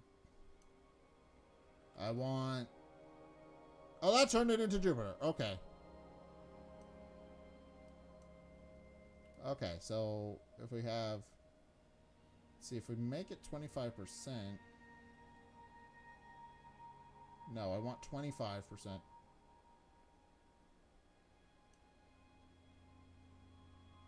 Oh, but it is slowly. 27, no, 20, 25, 25, there we go. Wait, not, okay. No, I want this at 25%. I want everything at 25%. Why is nothing letting me go at 25%? Is it because that's not how this works? I've turned it into a gas giant, I'm pretty sure, but is that not how that works? And also, what has that done to the orbit? Nothing. I want this to be 25. Okay, the gas is going down, though. Which is not what I wanted. Yeah, eventually it returns to normal.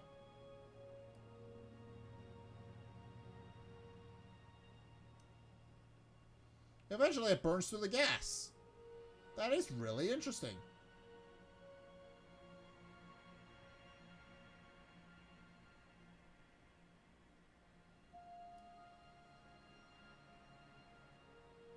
And then if we turn it into an iron planet... Oh, okay, we're having... Hi! Hi, I'm just messing around... Yeah, I'm just messing around with this. So I'm just trying to figure out what the various different compositions of the Earth would be. So currently what we got is that if we turn it into a hydrogen and water planet, it turns it into another gas giant, which is interesting. And then if we... And it's slowly transitioning. It does... Eventually the water does indeed take over and convert it back into solid. Can I change the state of the water? Interesting. Very interesting. It's very unusual. And it's very unusual in how this works. It just eventually returns back to normal. Iron core. Okay, but it is slowly trying to return back to normal. Which is fascinating. No, 100%. It's trying to be 100%, but it's not doing a very good job.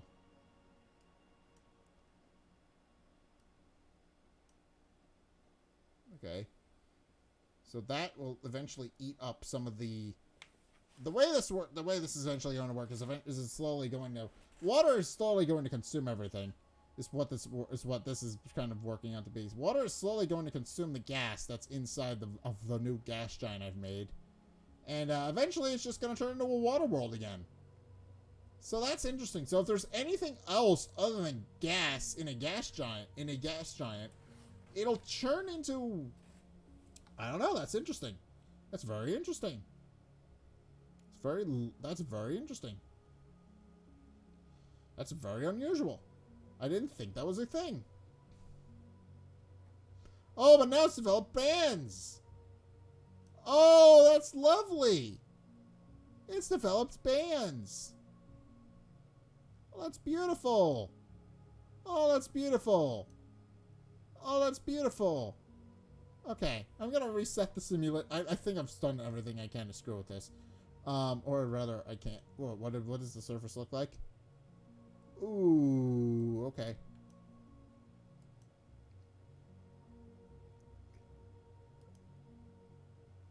What can I mess with it?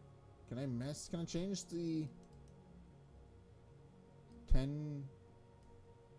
I can make it a lot harder. Ooh, that's a mess. That's messy. That is messy. Okay, 2 point. That's... Well, okay, I've just made a mess. Not entirely sure what I've done, but I've made a mess.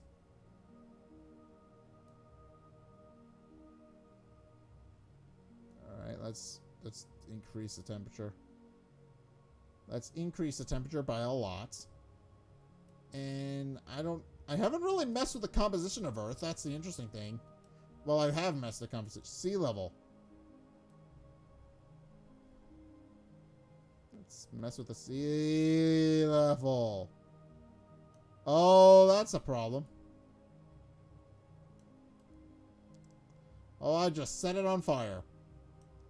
Lovely. Okay. What do we got? Then we've got the workshop. The workshop has some interesting things in it. I'm gonna reset. Open. There should be one that's just Earth, right? There should be one that's just Earth. Let's just mess with Earth on its own. Let's just mess with Earth on its own.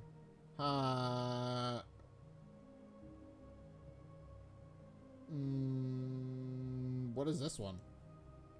I've seen some of these. What does this do? What does this do? Okay. Earth and Moon totally locked. The Earth and the side of the Moon that is closest to... I don't think that's how that works.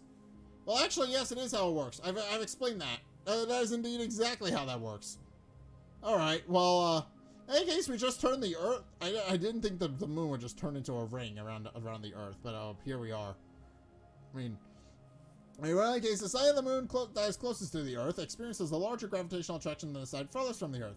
The closer the Moon is to the Earth, the greater the difference between these two forces. The Moon stretches a long direction toward the Earth through its tidal force. Large objects at the orbit too close to the Earth, inside the Roche limit, can be turned apart by tidal forces. This is what I was talking about earlier. This is what the Roche limit is. Can be torn apart by tidal forces. In this simulation, the Earth orbits within the Earth's Roche limit and begins to break apart within minutes, sending fragments flying toward the Earth. But mostly it's just blinged it out a little bit. I mean, there is a couple of spots where it's hitting, but for the most part, we're fine. For the most part, we're fine. It's just created a ring around the Earth. That's really all that's happened here. Occasionally the fragments will hit, but it's mostly just blinged out the Earth. That's all we've done. That's all we have done. That's lovely. That's fine. This is fine. We can recover from this. No problem. I mean, we're not going to have oceans or anything anymore, and it's going to mess up the ocean and stuff something fierce, but it's definitely going to mess up the climate. Alright, well, in any case, I think the Earth is just donezo then. Well, not really. The Moon is definitely gone. The Moon is definitely screwed. What?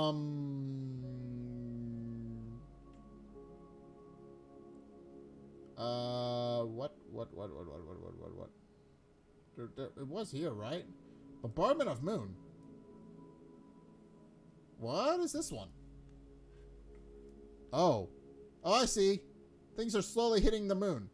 That's what's going on. Okay. Thank you for that. Bye, Moon. And they're creating shockwaves. That's interesting. Well, I guess that makes sense. But, poor Earth, poor Moon. The Moon deserved better. The Moon really deserved better. Oh, poor guy. Poor little Moon. Oh, well. He's a mess now, but that's okay. He can clean. We can buff out those scratches. That'll be fine. Okay. But what I'm still experimenting with this because there's a lot of these that I haven't seen. Earth at 10,000. Oh, it's exploding. Oh, it's exploding. It's exploding. Oh, and there's the Earth. Oh no, Earth.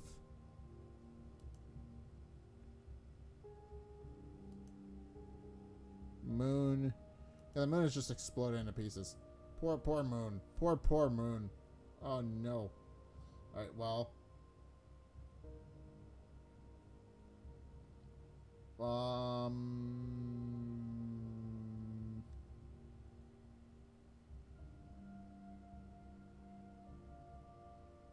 Okay, well, there's some of these that experiment the supernova. Earth exploding in 8 cores. I haven't seen that one yet. What does Earth exploding in 8 cores do? What does this one do? What does this one do? Ooh. Alright, the Earth exploding in 8 course. Okay.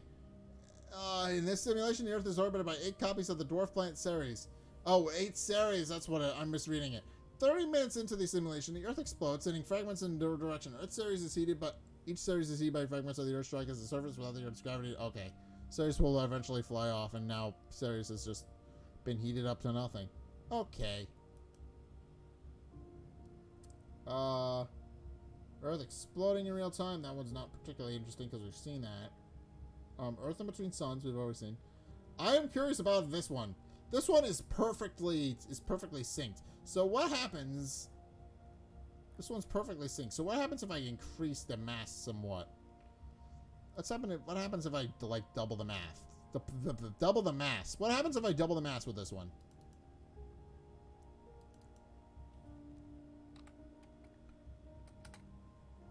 Alright, that should do her. It should knock whatever it was out of orbit, right? It should slowly knock them out of orbit and do a thing? Right? Because we just buffed the mass slightly. I would imagine that would do something.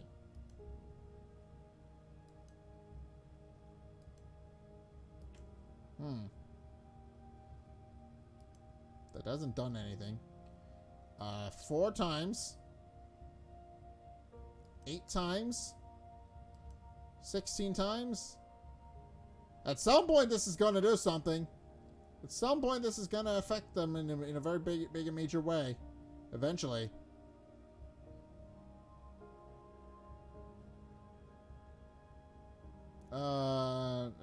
It's gotta do something, right?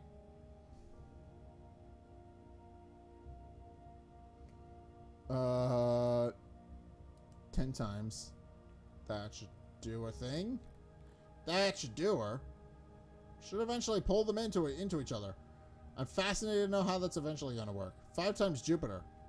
Okay, so it's 5 Jupiters in size now. So eventually it is going to pull them in. It has to. It has to pull them in. And it is! It's broken orbit. Okay. We're at a point now. We're slowly... Okay. Now we're at a point where we can actually do this. Let's speed it up. Let's speed this up. Okay. Yeah, it is indeed getting closer. It's closer. Pretty sure. No, never mind. It's not. Okay. What do I need to do? Do I have to increase the... Can I increase the gravity? Surface gravity. Let's increase the mass. That's really all I can do. 10? Oh, there we go. That's done something. That's done something. Okay. More? Oh, there it is. There it is. Now we got Dueling Suns. Okay, that's awesome. Actually, slow down a lot because I need to be able to see this. Look at this. Now we've got Dueling Suns. That's fascinating. Okay. They don't really hit each other, but I am interested to see if I can do that. Mass. 10 times. Yeah! That's causing everything to boil off. That's exactly what I was expecting. Slower. Okay, that's exactly what I was expecting. That was exactly what I was expecting to happen. It looks awesome. Yeah, temporarily they get really close and just heat it to incredible. I'm gonna boost this again. See what happens. There we go. That's what I wanted. Now the suns are fragments. That's what I wanted. I want to see how long that took to actually knock everything in. Okay.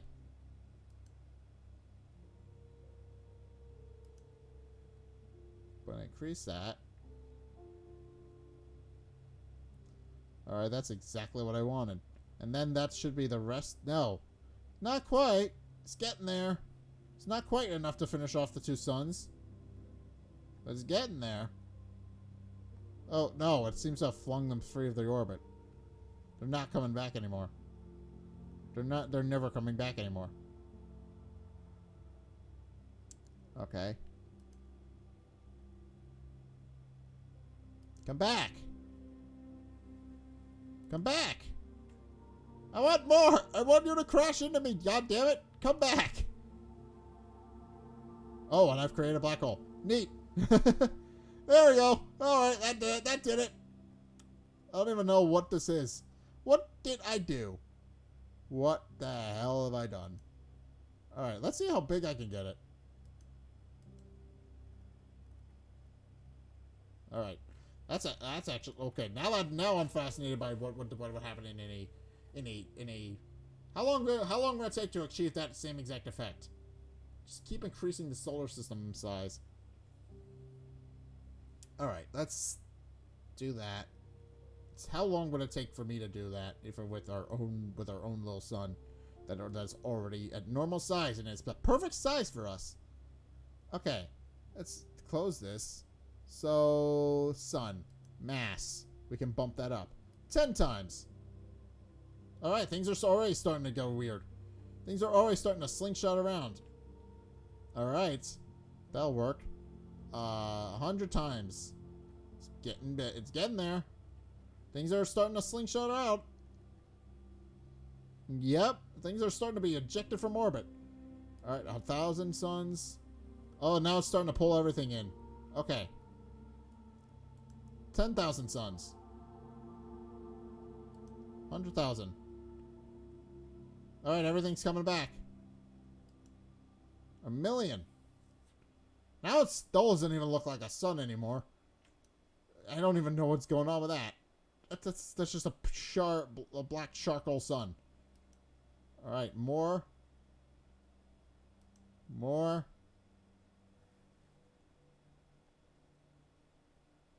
No, more. Black hole. Right? We've created a black hole? Yes. Okay, but we can still go bigger.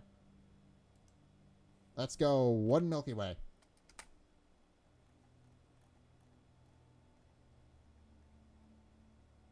Alright, this should pull in everything. Alright. I think that's done, and I don't think there's anything that could have possibly escaped that. If there is, they're lying. No, there's still things that are being ejected from it. Okay, more.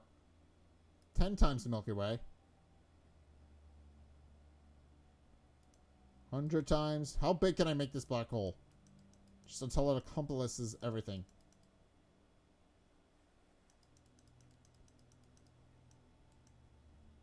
Okay, I think I've done it. I think I've officially collapsed it in on itself. There's no more black hole. I've definitely screwed something. I definitely collapsed it in on itself, and it's gone. Alright. Well, that was lovely. That was a fun little experiment. I blew up the sun by turning it into a black... What would happen... I mean, this has just evolved into me making everything a black hole. But, what would happen... What would happen? Alright, this is a galaxy cluster. Galaxy cluster consists of hundreds of thousands of galaxies that are gravitationally bound to each other. This simulation includes only a handful of galaxies randomly arranged into each other in space. Alright, what happens if we did this, and, what if we increase its density by a lot? Let's see. Density... Can I change the density? No. No, doesn't seem like I can. Star count. Oh, I can... 18 trillion. Okay. And now we've done something. Okay. There's a lot of stars in there now. So now they're all going to merge together. Slowly, but it is going to happen. Oh, but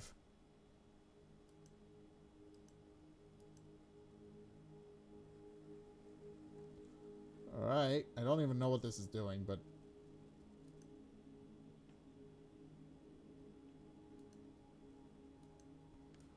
Dude, 300 million. That'll do it. I don't even know what I did.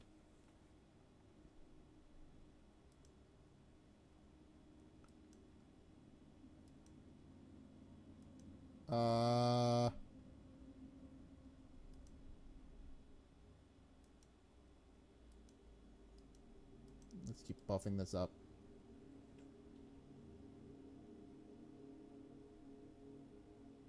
Oh, there we go. So it eventually reached a critical mass and went kablooey. There's no more any more Galaxy 1. Okay. Galaxy just went kablooey.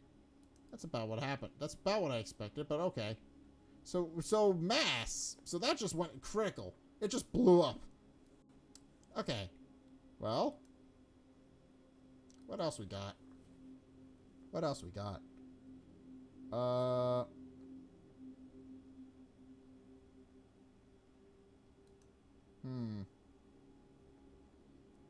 Oh, we got the ultimate engineered solar system. So I want to do this one again because this one was fun.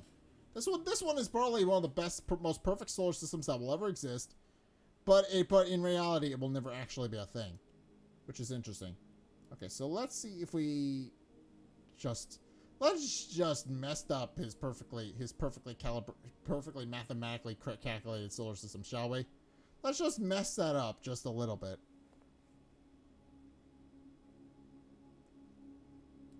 All right, and then if we use tools,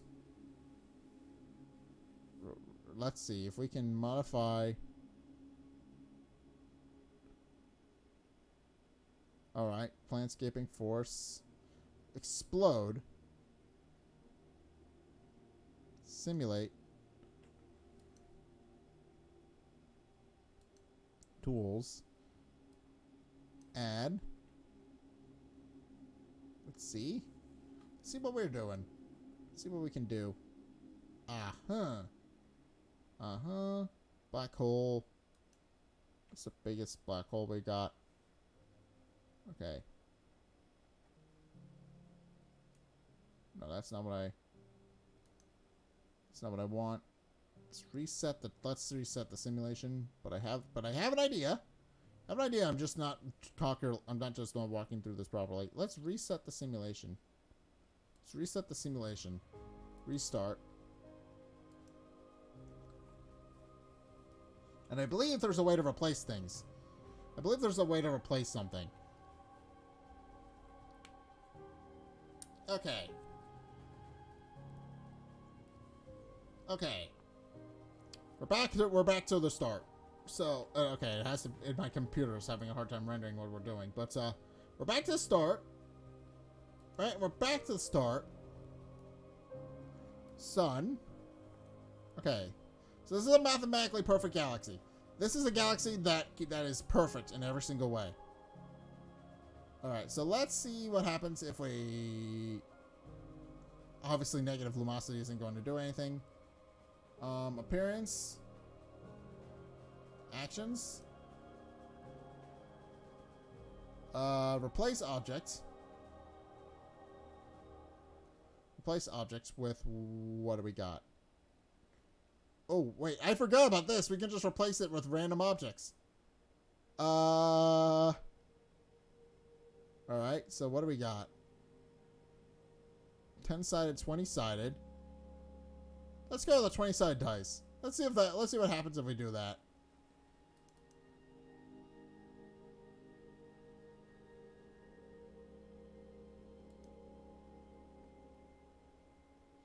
Yeah, I think that's gonna mess something up.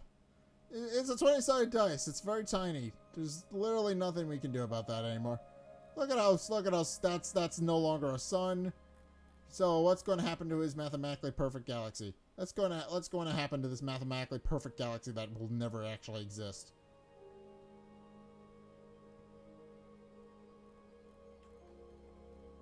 I believe I've messed things up something fierce, right? Oh. Yep, all the planets are shooting off. Because now there's nothing holding them on. Yep, there goes the orbits. Bye-bye. Alright, that's boring. Okay. Let's reset the simulation. Restart. We've already seen that. It's just sending them all flying off into space. Let's see what happens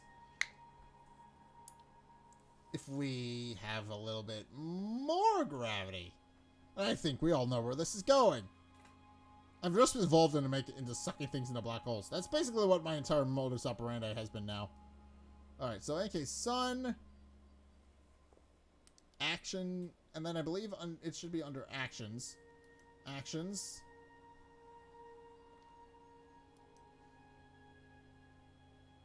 Alright, and then Galaxy black hole. I call 10 million solar mass. That should do her. That should mess up something. Alright. Oh, we've already well, I kind of wanted to savor that a little bit more. Being perfectly honest, I just erased the entire thing and now the entire thing is gone. I wanted to savor that a little bit more. So maybe not that massive. Maybe not that massive. I just erased the entire thing in a fraction of a second. That wasn't very satisfying. That was not very satisfying.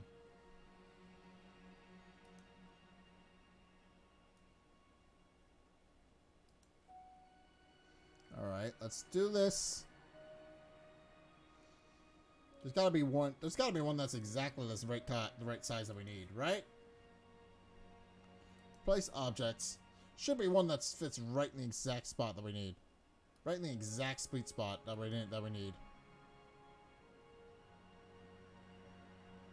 Black hole 1 solar mass. No, black hole 100 solar mass. That'll do her. Alright. And get ready to see the planet, the whole thing collapse in on itself. Perfection.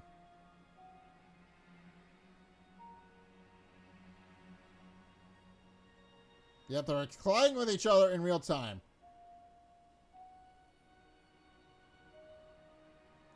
Everything is... Oh no, it just slingshotted around it. Oh, that's pretty. Oh, it's slingshotted around it. It didn't go in. It's just slingshotted completely around it. Oh, that's very pretty. I mean, this is slow to the time is slow to a crawl with this one, because it can't fully accurately render all of these. That is the thing. It can't accurately render all of these as it's going, but it's doing its best. It's doing its best. It can't actually render. Yeah, it's slowing down OBS as well. So I hope this is still visible to you guys, but it is slowing down quite a bit. All right. Well, that was neat. That was neat. That was neat. Alright. Yeah, this is just a black hole. That's just sucking everything in. It hasn't eaten anything. It hasn't eaten anything yet, but it's getting there. But that's just created an awesome looking pattern of things. And I think some of these have been blown the hell up, actually. There's no way they're not. There's no way they're not. Yeah, that's no longer a satellite orbiting black holes. That's... Yeah, there's nothing there. There's nothing there. Okay. Entia.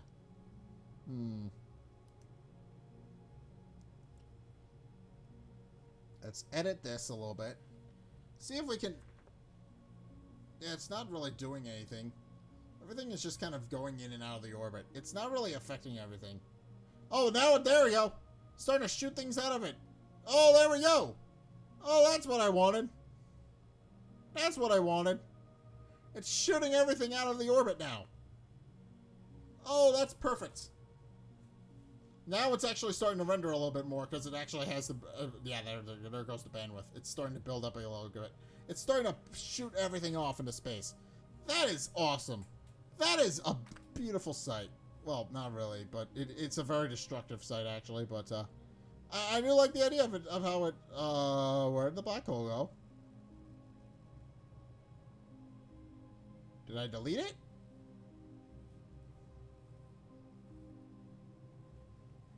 Yeah, I deleted the black hole. God damn it. No, it's still there. I just couldn't see it because, well, black holes absorb everything, even light, and I couldn't even see where it was. Yeah, there. If I line it up perfectly, it should be able to see it against everything. Yeah, there it is. Yeah, everything's just shooting off. It looks awesome, but everything is just shut off and is going every which way. So now we're in a position where nothing is real. Well, we're getting into a position where everything is just gone. Just the look of that.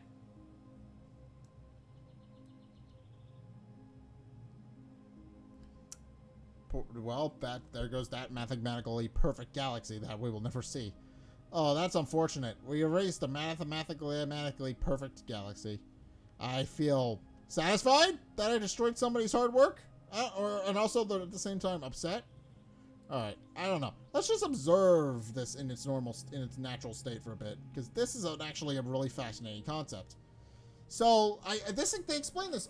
We explained this, but this one is actually this one is probably one of my new favorites. This one is absolutely one of my new favorites. Ultimate engineered solar system. Yeah, so this is a perfect solar system. This is a solar system where everything is within the perfect range that it needs to be. This is a solar system where everything is evenly spaced out, everything is perfectly within the habitable zone, and it's just really fascinating. It's just really fascinating from an engineering concept, because somebody spent time designing a perfect galaxy like this. This is a perfect galaxy. This is a galaxy that would perfectly form and be able to have as many planets as physically possible, while also being within the perfect orbit around the sun, and every single one of these is able to sustain life. Every single one. So this is indeed a mathematically perfect galaxy that is able to do all of those things. And yeah, everything's within the habitable zone, everything is in the green, everything is nice and safe, and everything is just perfect. It is a beautiful, gorgeous thing. But I wonder what else is in. I mean, this one's just that's just fascinating to observe in and of itself. Explosions. Supernova type IA. What is this simulation? I guess supernova in the solar system, because I actually should start this one paused, right? Because I don't. No, it's just going to start simulation on its own. Okay, that's fine, I guess. But what's going to happen? Oh, that's fast. That didn't even take long. That was a matter of hours, and everything got destroyed. That was fast. Supernova in the solar system. Our sun will never experience a supernova. Due to its low mass, it will eventually evolve into a red giant and then a white dwarf. However, in this simulation, a supernova is triggered in the sun, sending an expanding cloud of gas outward into the solar system. This cloud reaches the Earth within an hour of the supernova. Within 6 hours, it has reached the orbit of Jupiter. And within 24 hours, the cloud is expanding into our outer reaches of the solar system. So, yeah. This is just messed up everything. So that is an interesting this is very fascinating in that it can never actually go critical like this. That's very interesting. Okay, so it will never go critical. It'll never go critical, but this is a fun what if to be like, what if the sun did go critical? We'd be screwed. We'd have to find a new planet almost immediately. It would take us like it expands to like an hour immediately. So it would immediately take everything out, and we would just need to find a new planet. Oh, that's a terrifying concept, actually.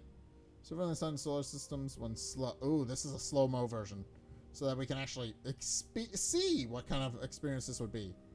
Oh, yeah, there it goes. There it goes. All right, this is the Earth.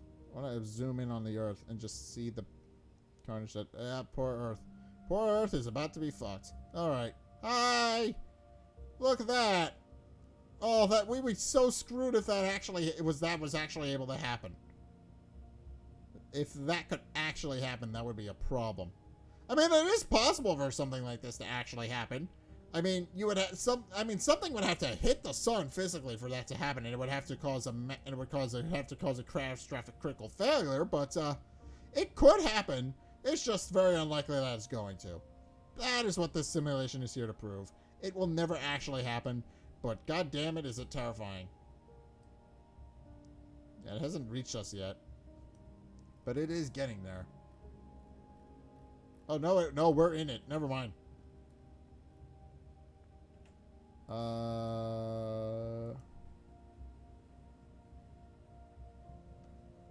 Is the temperature is increasing a lot. So we're currently within a giant boiling thing of gas, and the temperature is slowly rising. And eventually we are going to see the oceans boil off here, because we are currently within a massive gas that is just killing everything. So eventually this is going to boil off, and we are just going to not be around anymore. Oh, poor Earth. Yeah, oh, yep, there it goes. There it goes. That's half the Earth gone. Yeah, it's just a slowly approaching ring of fire.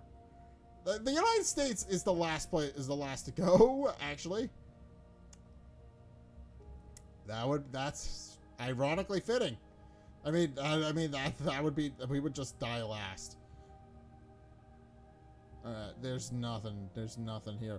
It's a big blue marble, but now it's blue for a completely different reason. Yeah, the Earth is just kind of screwed. There's nothing else that the Earth can do. There's nothing that we could do. We would have to evacuate immediately if we wanted to get the hell out. So we would need like so we would need to already have a contingency plan in place in case this happened. And then board everybody within an hour. That's that we would have literally an hour to do that. And even then, there's a very good possibility we would probably die within the hour anyway, because, well, no sun, which means the Earth would just get really, really cold really quickly. And there would be nothing. There would be no way to actually survive. We'd be done for.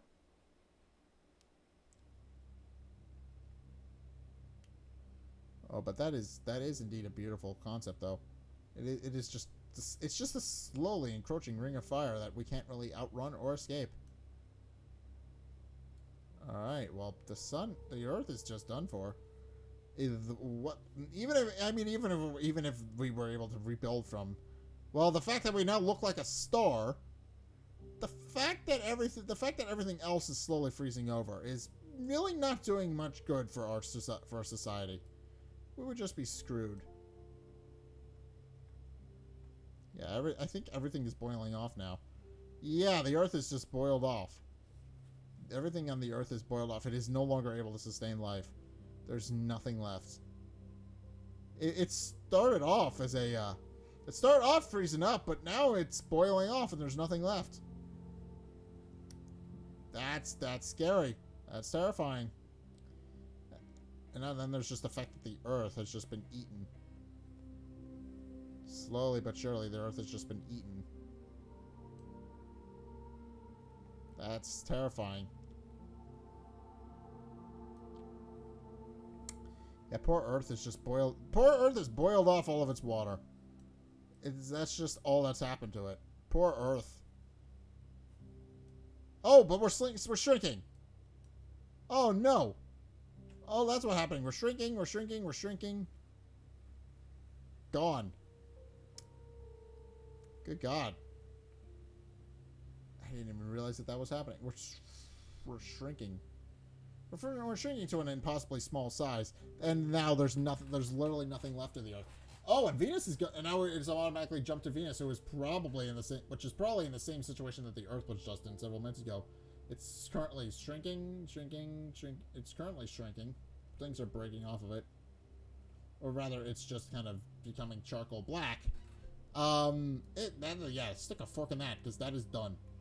Poor Venus. Poor Venus, you hate to see it. Oh well, bye Venus. Bye. Fragments are breaking off.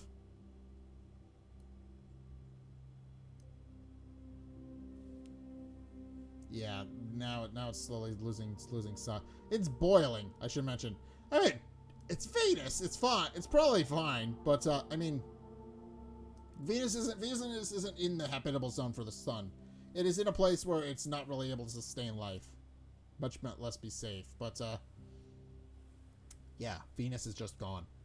Venus, you're done. You're donezo. You're dead. You're done for. I am so sorry about this, Venus. I'm so sorry. This is just sad. You're watching all the planets just go poof. Just watching all the planets go poof.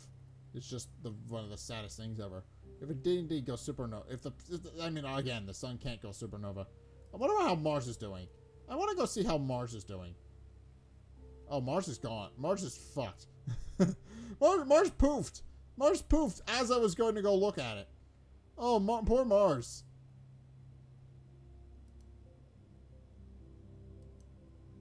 Alright, now Venus is in the position where it's starting to shrink again. Right? Right? Is it starting to shrink now? Or is it not there yet? Is it starting to shrink? No, it hasn't gotten there yet. There's not enough fragments breaking off that it can shrink yet. But it's getting there. It's definitely getting there. And also Quaoar. I don't know what Quaoar is, but that one's dying as well. Everything is dying. Everything in the solar system is dying a slow, painful death. I mean, we were among the first to go, but still, everything just kind of boiled off. I think Pluto's fine. Pluto's probably fine. I think it's safely out of the orbit enough. Or pale. Okay. Alright.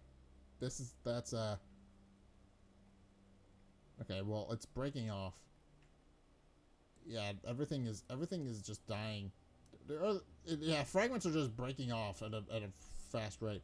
Eventually, we will get to the point where we'll eventually get so hot that it'll just start evaporating and breaking down under its own pressure, right? That's indeed how it works. Eventually, the planet will just break off, and everything will die. Let's see if we can speed this up a little bit.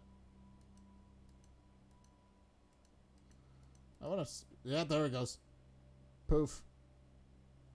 All right, that was probably way too fast, but okay. Venus is gone. Venus is basically gone. Venus is basically donezo. And supernova, everything else is slowly breaking down. There's Hygeia. Jupiter. Oh, Jupiter is not doing great. Jupiter is not doing great. Oh, poor Jupiter. Jupiter's not doing great. Yeah, look at it. It just has vertical bands from its spinning through all of the supernovas and just creating a big wave of fire and death. It hasn't gotten any smaller, which is interesting, but poor Jupiter. Jupiter's our biggest planet, and it is not doing too hot. Buff this up, see if Jupiter can actually see if anything will happen to Jupiter that'll cause it to. Yeah, there we go. Now it's starting to wear off parts of itself. It's getting a little bit hotter. And it's slowly breaking off things, and eventually it will shrink down to nothing. That's alarming. Yeah, all the planets are slowly just shrinking down into nothing and dying. That's the thing. This is what a supernova would do. It would not only superheat the planet, but eventually get to the point where the planet would just not be able to. Where the planets would just eventually wither away and die. And this is like in a matter of hours or a matter of days. It hasn't even been that long. It's still 2014. It's withering away to nothing. Slowly but surely, it is withering away to nothing. Yeah, Jupiter's gonna take some doing though, because it's the biggest planet. But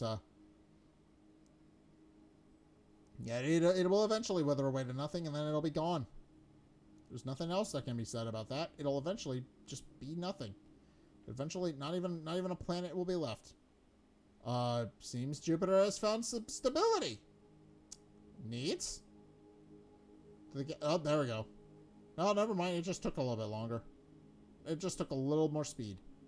But now it's actually going to wither down into nothing now. It's a bit cathartic. or rather, or is that how you actually use the word? Either way, it's depressing to watch. That's the actual word I should have used. Depressing. All right.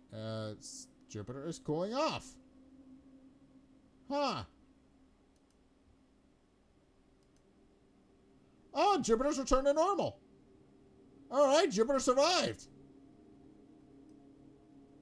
Jupiter survived, but now it's just a free-floating planet in the middle of nowhere. How did Jupiter survive? Does it just have enough mass that it was able to escape the supernova? No, the supernova's still there. It's just... Oh, it's encompassed a lot of things, but, yeah, supernova's still there. It's just, I think we're outside the realm of the supernova now. Supernova is now encompassing... And this looks like... What is it? This looks like an Elder Scrolls V background. For, like, when you go in and do all the things for your perks and stuff. It looks like that. It looks like Elder Scrolls. It does. Supernova. Okay. Well, that was... I think that was actually kind of satisfying to watch, actually. What other... Earth exploding in real time. Earth and exploding noon. Supernova close-up in real time. Alright, I mean, we've already seen the destructive power of a supernova, but being able to see it close up... Alright, our sun... Okay.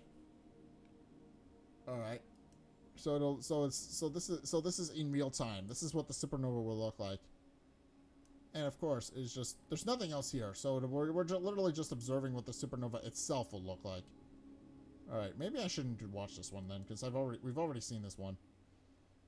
Let's explore Earth and exploding moon. That could be fun. Earth and exploding moon. All right. Oh, the Earth. Yep. Oh, wait. I've seen this one. Never mind. Okay, it just left it didn't even collapse into the Earth. It just exploded. It's just dust. It's just moon dust now. Alright. That wasn't particularly fascinating. Alright. What do we got? Physics. Exoplanets. Oh, okay. This is all the other stuff. So this is other planets we can... Julius 7875 is a K-type star roughly 30 light years from the solar system. In 2010, astronomers announced the discovery of a Neptune-mass exoplanet orbiting the star. The following year, a second exoplanet was discovered in the system. The two planets are orbiting at the inner and outer edges of the star's habitable zone. Interesting. So this is a planet. It's just orbiting. It's fascinating. And I wonder what will happen. Okay, now we're gonna make it explode. And just ruin up this solar system as well. Explode. There we go. Yeah, I didn't need to do that, but I felt like it.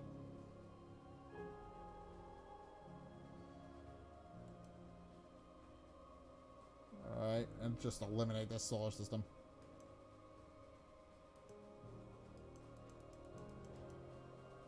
Alright, we just blew up a solar system. That wasn't even our solar system to break. I don't know how I feel about that, but that's okay. There's really no other excuse other than blow it up. And it's crashed. The game is crashed. Okay, stop. Don't crash on me.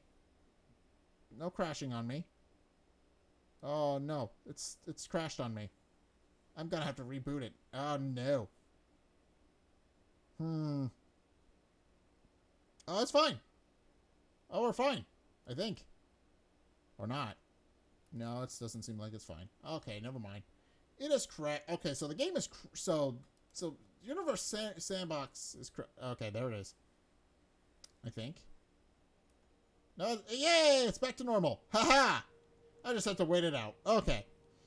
Well, if it's indeed getting to the point where it's not really able to handle this much anymore, then I think I'm going to do one last simulation, and then I'm going to call it quits if the game will let me simulate one last simulation, because it's getting to the point where it's having a hard time processing what's going on.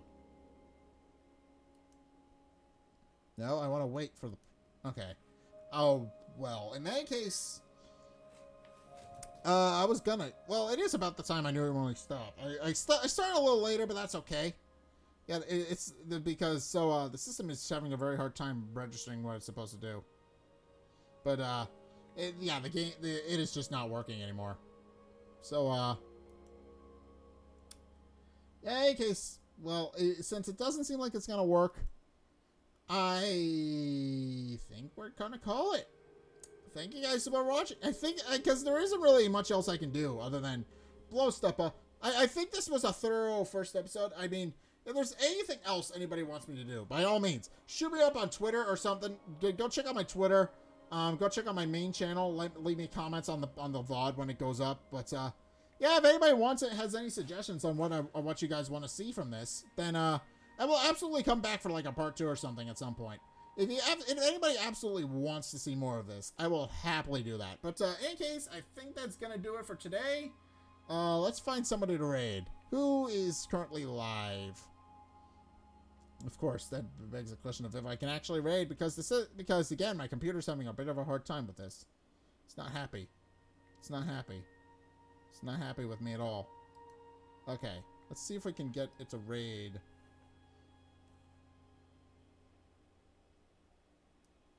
Let's see if I can get it to raid. If not, that's a problem, but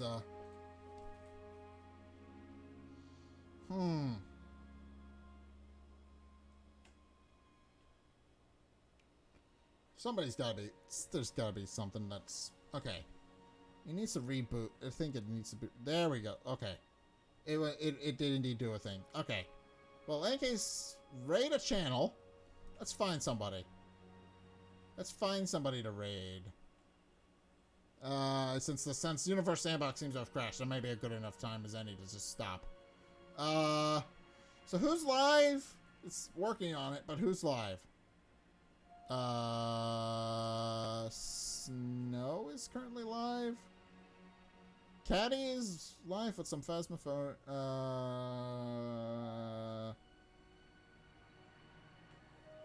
Okay. Laura's live.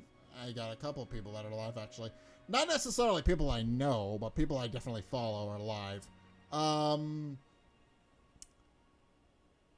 Well...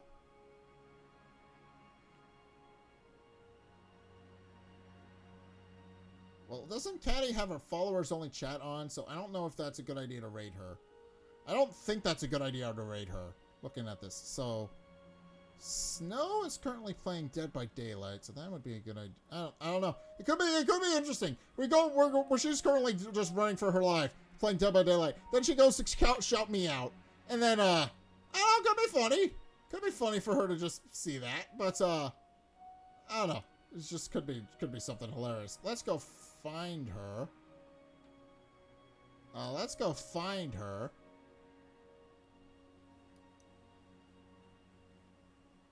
Right. Let's go find her. Let's go. Let's do it. Let's do a thing.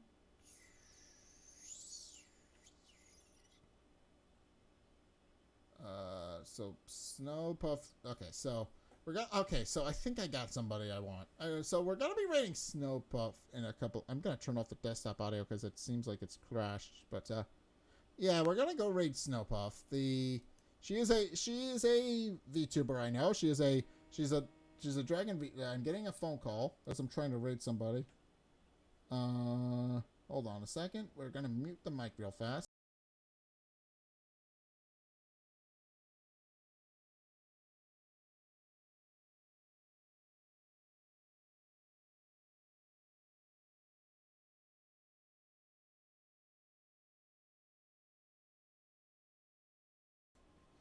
Alright, any case. Alright, any case.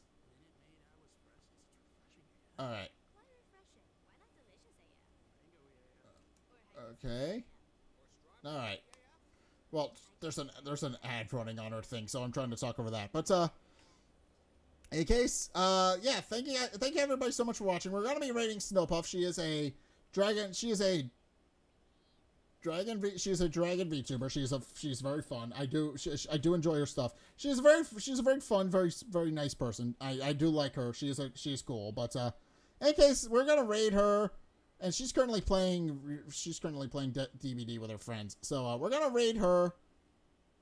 And where is she? There she is. We're gonna start the raid now, and we're gonna see how well this go. How interesting. What her reaction to this is gonna be. Any case, starting to raid. Now it'll be raid, and okay. All right. Well, in any case, I'm gonna leave the stream here. So thank you guys so much for watching. If you enjoyed, be sure to follow me. Also be sure to go check out, be sure to go check out all of my other things. Go check out my Discord, go check out my Twitter, check out my Patreon. It helps support me. And, check out my website. Link is there. Also go check out my main channel as well, because that's where I post the majority of my content. And, if you guys want to see that, by all means, go check that out. And, yeah, in any case, let's go. We're gonna go raid Snowpath, so I will see you guys over there. I don't even have a raid message. Just be like hi. I don't really know. Just say hi to Snow. Snow is fun. She would enjoy seeing everybody. But in any case, raid.